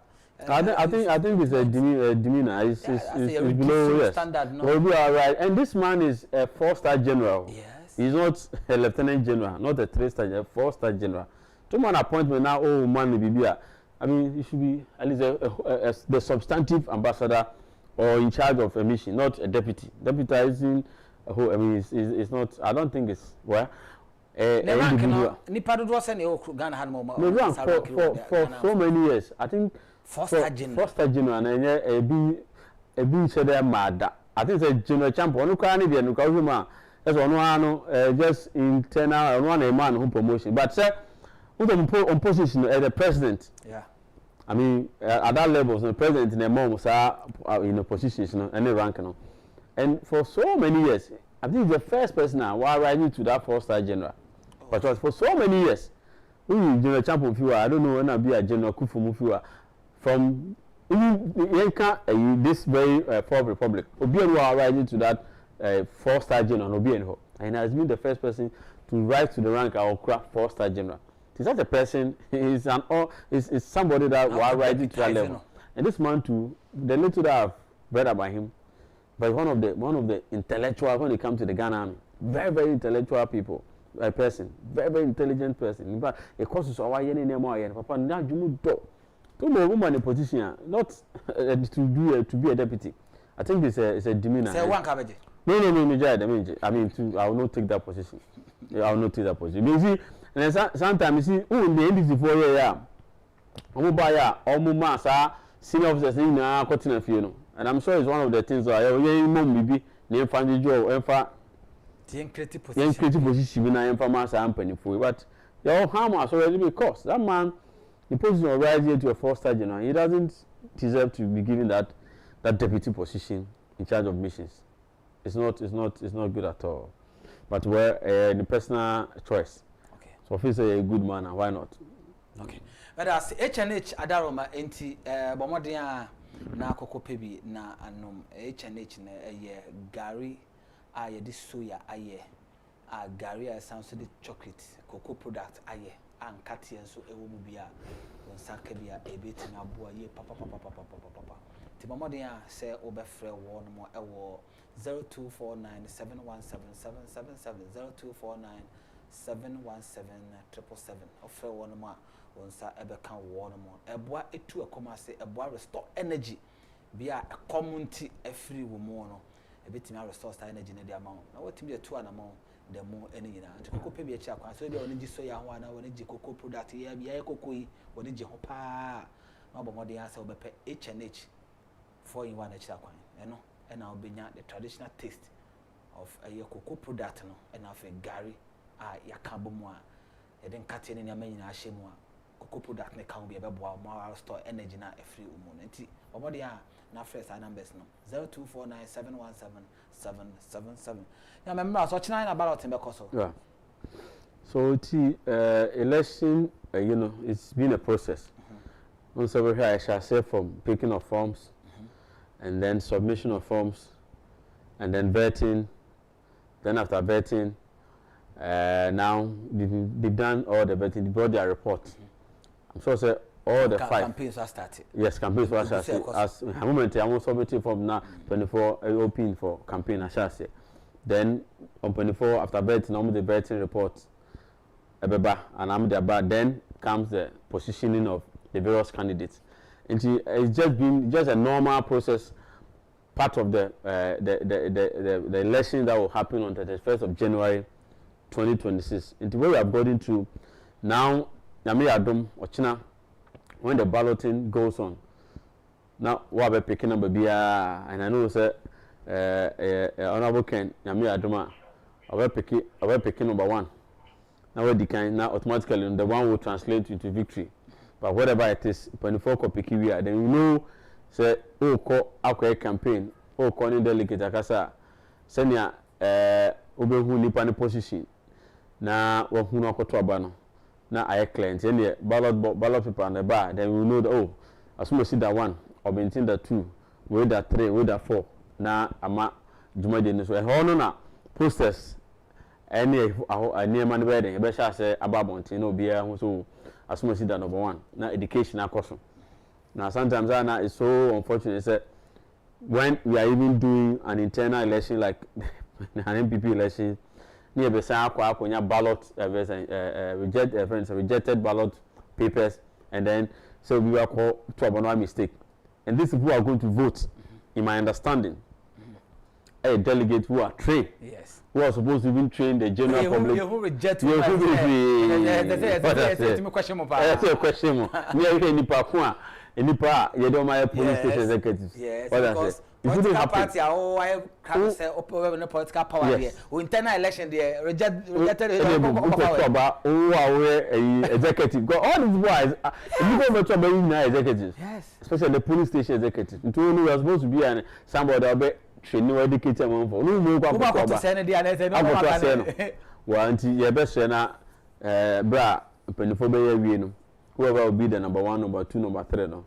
No doesn't mean so you're number 1 automatically, but I was just saying that say possibility say Honorable Ken anyone hallelujah is good for us. But I'm also know in your position here is about now obit my any message I can want him. Who say tama we callings no. People, most of the people nipa be me say be can say me so ye ba na ye kan Honorable Ken wasema yen kan ya so obit me atemdidi any ways we see yemfa no to nchen na yin kanya Honorable Ken betima. See, these are people who are objective. Yonkofo a dem ka say yonkofo ha me any nipa bu ha enye asoma abeka edidio ase obi na be sanadwen no enzi sanadwen ono do so weto ba ma na ono abeto ma no nemo o se sa atemdidi no na yin kasade a o kasade na quiet mi to na so ne papa eken or can as a papa I didn't na mean try na me hwe. That's what we should be thinking about. And this people make it that call on friend. They are objective people. I make a message. Very objective people. Message back with you for them. If we ya or sankide hono, they boy say good morning bro.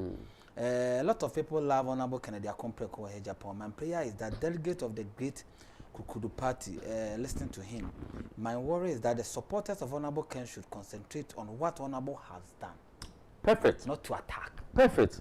And Honorable himself, he's been talking about it. That unity is what we are looking for. And he's a man that is going to bring that united front to win the 2028 general elections. And he's talking about it. Say, if say unity now in the 31st general elections are equal, Honorable even with 80% victory. Not unity, we should forget it. And that is the truth. We shouldn't deceive ourselves. Sesa in Kabumina ma, no, we need primary that unity which we are calling for. It will be very, very difficult to win the 2020. But with unity, everybody, and unity, he's always talking about it. So it starts from fairness at the campaign level. Say be my fair and a fair level playground. I'm only na team I the contest no. Obi intimidate to be. Yeah, me say na we na obi anko do obi atem obi anko kasa nti obi a. I know say I know say in politics there are excesses. I mean, obi extra weakness and it's always the possibility that me project me candidate the strength are the weaknesses. No, I'm not the one to talk about his weaknesses. Or maybe I'll be punchy who also who candidate no the strength now candidate on the weakness. Then that is also fair, but not to insult. Now, Mr. Make other opponents no what sama. I will not talk about his strength. I rather talk about his weakness. When we need to mercy, want to honorable Agyapong. That's what I say, and that is it. Anyway, that is what supposed to be. But to the streams of us, Dini pursue. I did not tell me at Timbidia Bum, Casabia, and your castle, a can read this new TV. So I Timbidian. Okana, hitting Panakuma, ne kana kuma, ne kana, or their sanity. What about you, you prime minister or their show? By letting be overborn in certain fee. So you're not talking any money. Yeah. And I will tell you any movie. No, so did not attempt so. Yes, yes, and I can't now. And I did not attempt. Coco the attempt general election. The attempt na the election be. Say, Coco the on any there. Ultimate for so on Botoaba. Yes. A dinner already wear. The person will just sit down. All in such and then come with the attempt. Mama, Coco could assist them with any useless. Till I say, okay, I'm also more. Monco to my bass. I'm more coming to my trouble in India. Monco. That is the bigger picture we should be looking at. Okay. Let's talk about the things Honorable Agyapong can do, and then focus on that. Now you can't say Honorable. The focus is the kind. Also Juma and Ghana. Your research the data. Recently, World Bank for research on the buyer shows that job is a problem of this country, and especially not just but job at the youthful level. Say maybe you do a security threat. And that is something it is over here. Now it creates more jobs through entrepreneurship, driver. Honorable Agyapong Council in agriculture, in ecotourism, in industrialization, processing of our local foods. Banchi, brew, you processing to create jobs and create value added and everything. What we are able to do that, we are going to create so much job. Until no one is able to look and fend for himself or herself. Oh, mama, put over my one city, send us a local program. Oh, honorable, no, we prefer 10 cities. No, that is no life. And in fact, you can't live a life at that level. So, you have to be working on your own. And that is what Ghanaians need. And that is what the NDP people are talking about. They can't take delegates for say, and no, a bemuna is a trouble manner. Samuma, ya brabo, then assistant. Now we can say a delegate. Now we can 4 years. You have to parliamentary and presidential elections. Hold our person when you dig a 500, 200,000. It will not do anything. And some brabo. Never the some brabo so we have president or creating jobs. No be now we have our jobs to be here. We have what this so one can show business be as no I'm on for. And actually, Obako can say we put now kwa. A Juma now Christian, we need to make just a little now, Mama. I'm a master of a trusted bomb, bra. But what I say, and that is life, and that is what Honorable Ken is talking about. So you should rather focus on that and tell the delegates. You see, they are objective people. Who could do better? I know who cannot change the person. Rather, who do the panatemo Africans and Fofano? Oh, had in the Panakuma. Now to get the point, who had in Akuma. Now, or nyala so better see my campaign here be. I feel be nyan word here. But we for Ukamamu ko to abanema asumasi. But only ne kakasade. Na o twena je ko so ne mapa nipa ne betima ya. Eko na adwe timi san so. Me kana nka me ntuma asumasi. But senior waka ne kasa eni nsema wa cheche me ni mo so be ne de. Eni mate me wa to ma Honorable Agyapong. That is how we win people to ourselves. Because in politics, we need message and our attack. Yes, we need message and message. Yes. Why do attack? Just message now, bet me, and they are convinced will be not war. Now, Coco attack it. It is the people are saying that Omupe said you better convince you. Why should you give the vote to Honorable Ken? And that's what we are talking about. Yes. And it's a convincing message, not just of a president. Message. Message clear. A whole decade. The message is clear. And this short time, now the message. And I remember all the way by now he can want some I don't know whether it's true but a friend is saying Nanabi. Okay. I don't know meaning say if I stand to be corrected. He was talking about that Okabu can has a message.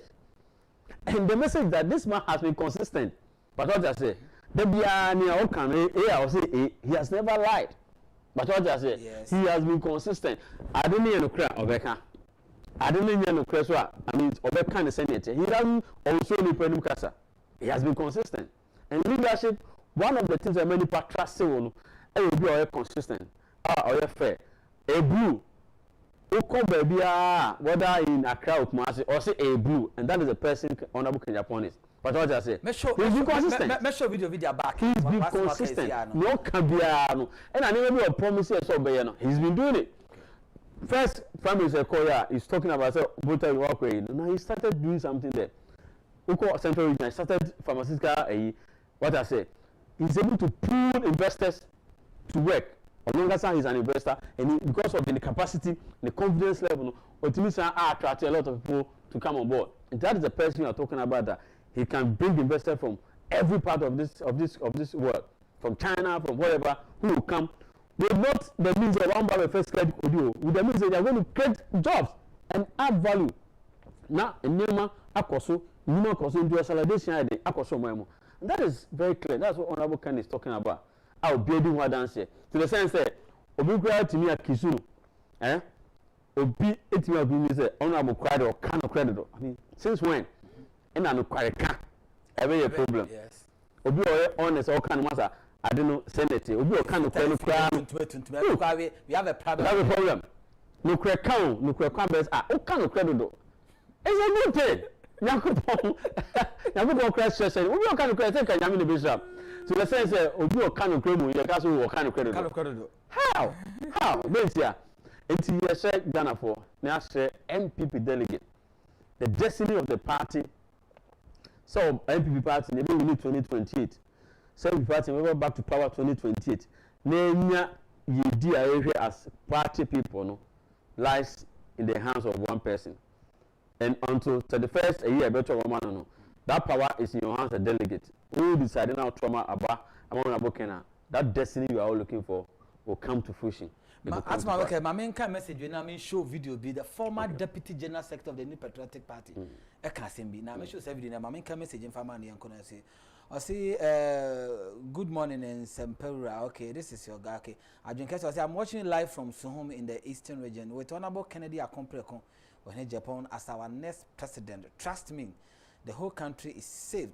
The whole country will be saved, okay, and most especially the youth. You are doing a great job. Keep it up. And but I show video if I'm a former deputy general secretary of the New Patriotic Party. Okay. Or can you pay video no kind? Say although no support you reckon, but idea why ye dear now why ye. Nipa ya idea or say or sabasubo. Yanko na yanko he video no emrasisia.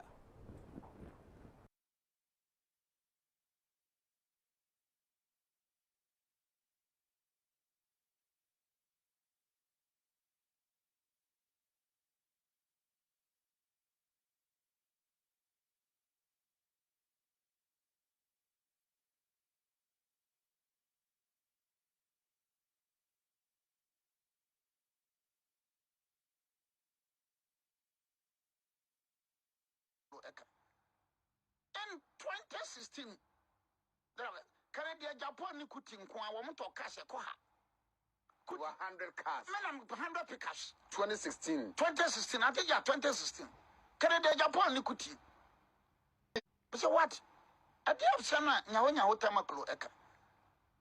In 2016, Canada Japan Kutin Kwa Wamuto Cash Koha.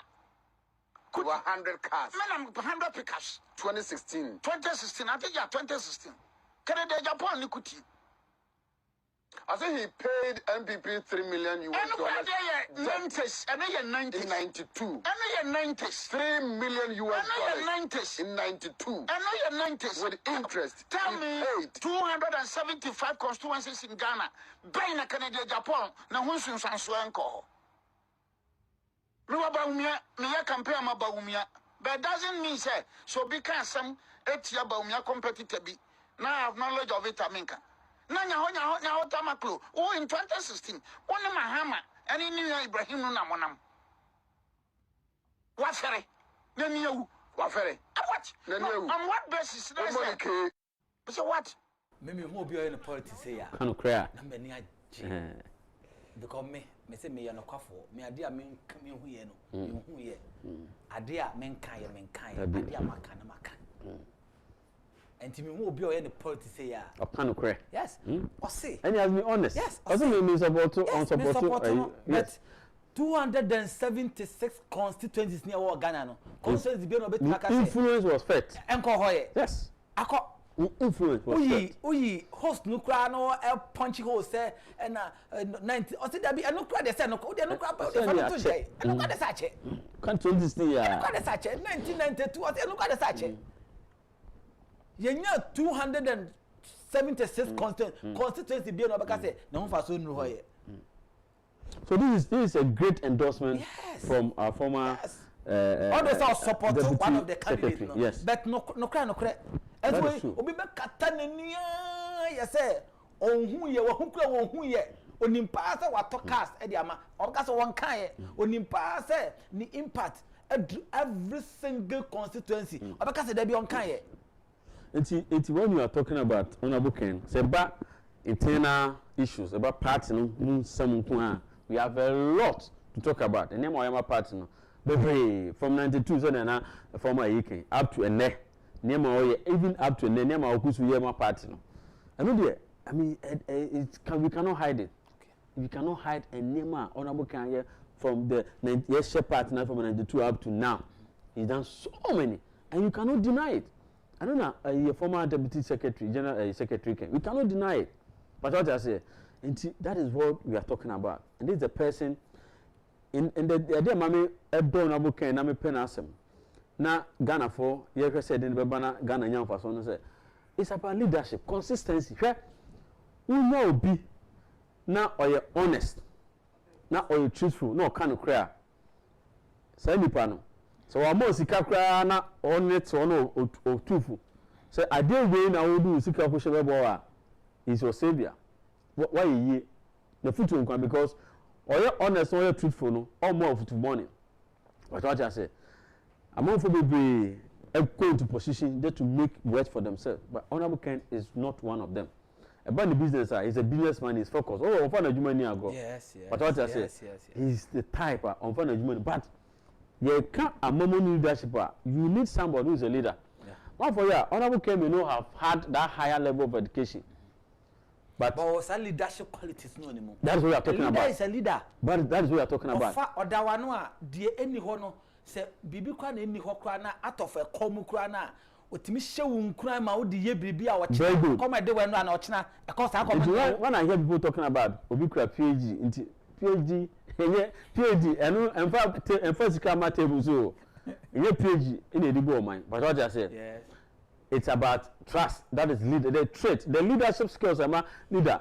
Singaporean for no leadership number.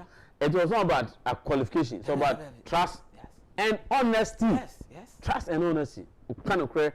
Suddenly AIA and only here as a country.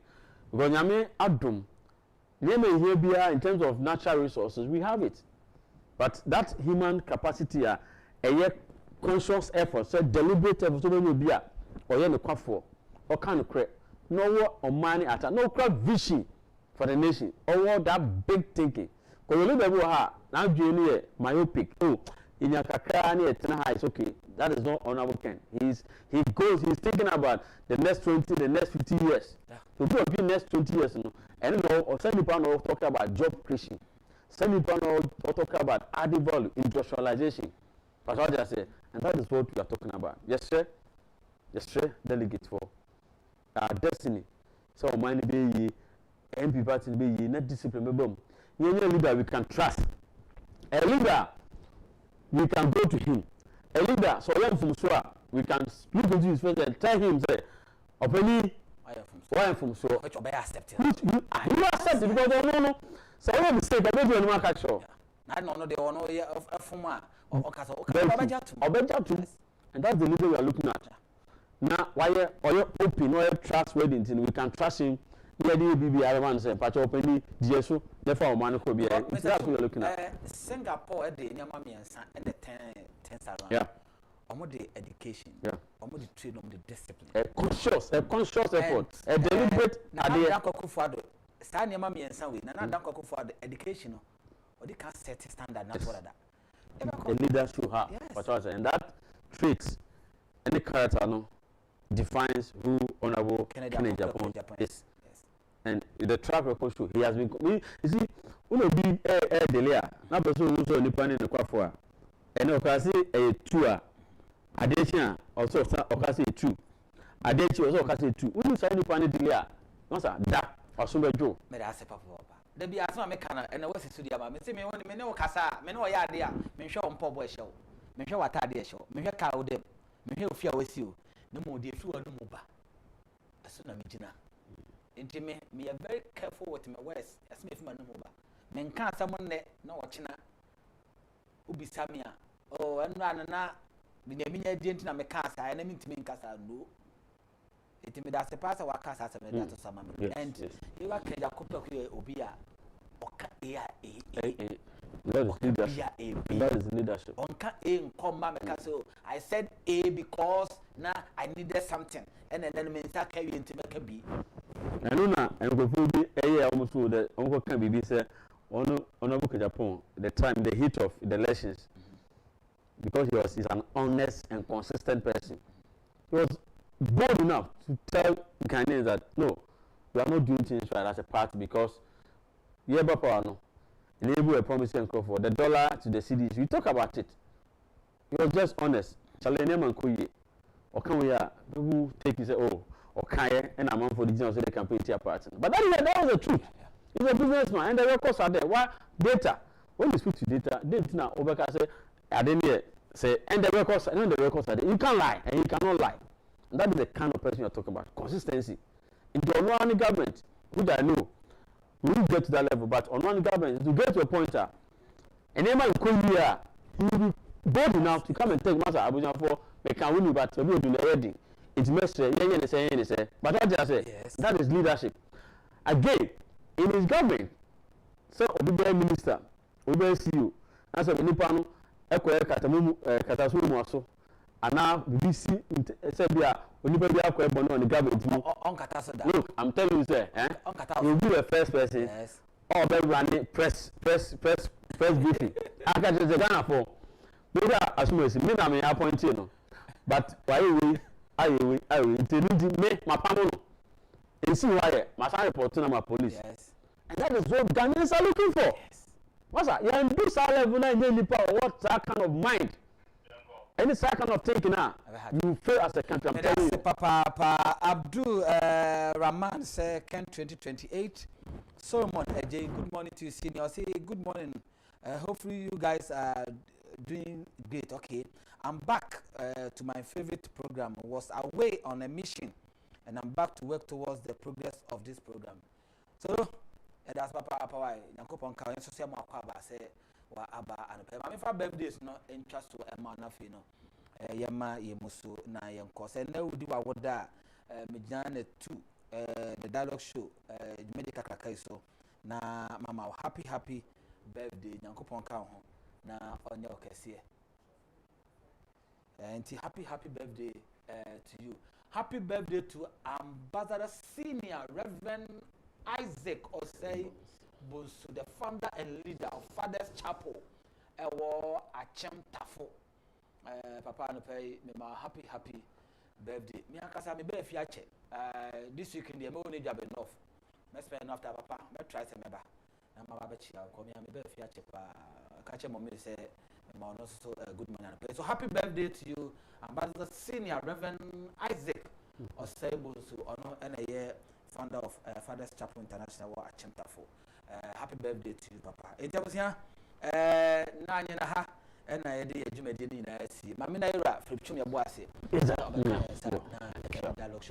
So yes, also about today's agenda about wakwamanyumre non sompe mu yenhia ewo the boiling point adwumadi so on na to TV awie so sinipe eso so ebeba wakwam inkum ene na bedwafo ebeba betena na omotimi edi enkomo extensive de beboa ma yama Ghana etimi akona ni midi ede nsempera imana mate mechiawo se wonya akonya na hwe yen na koso wa rohye mu se ha ene begina na ya chekere yama Ghana ede aspa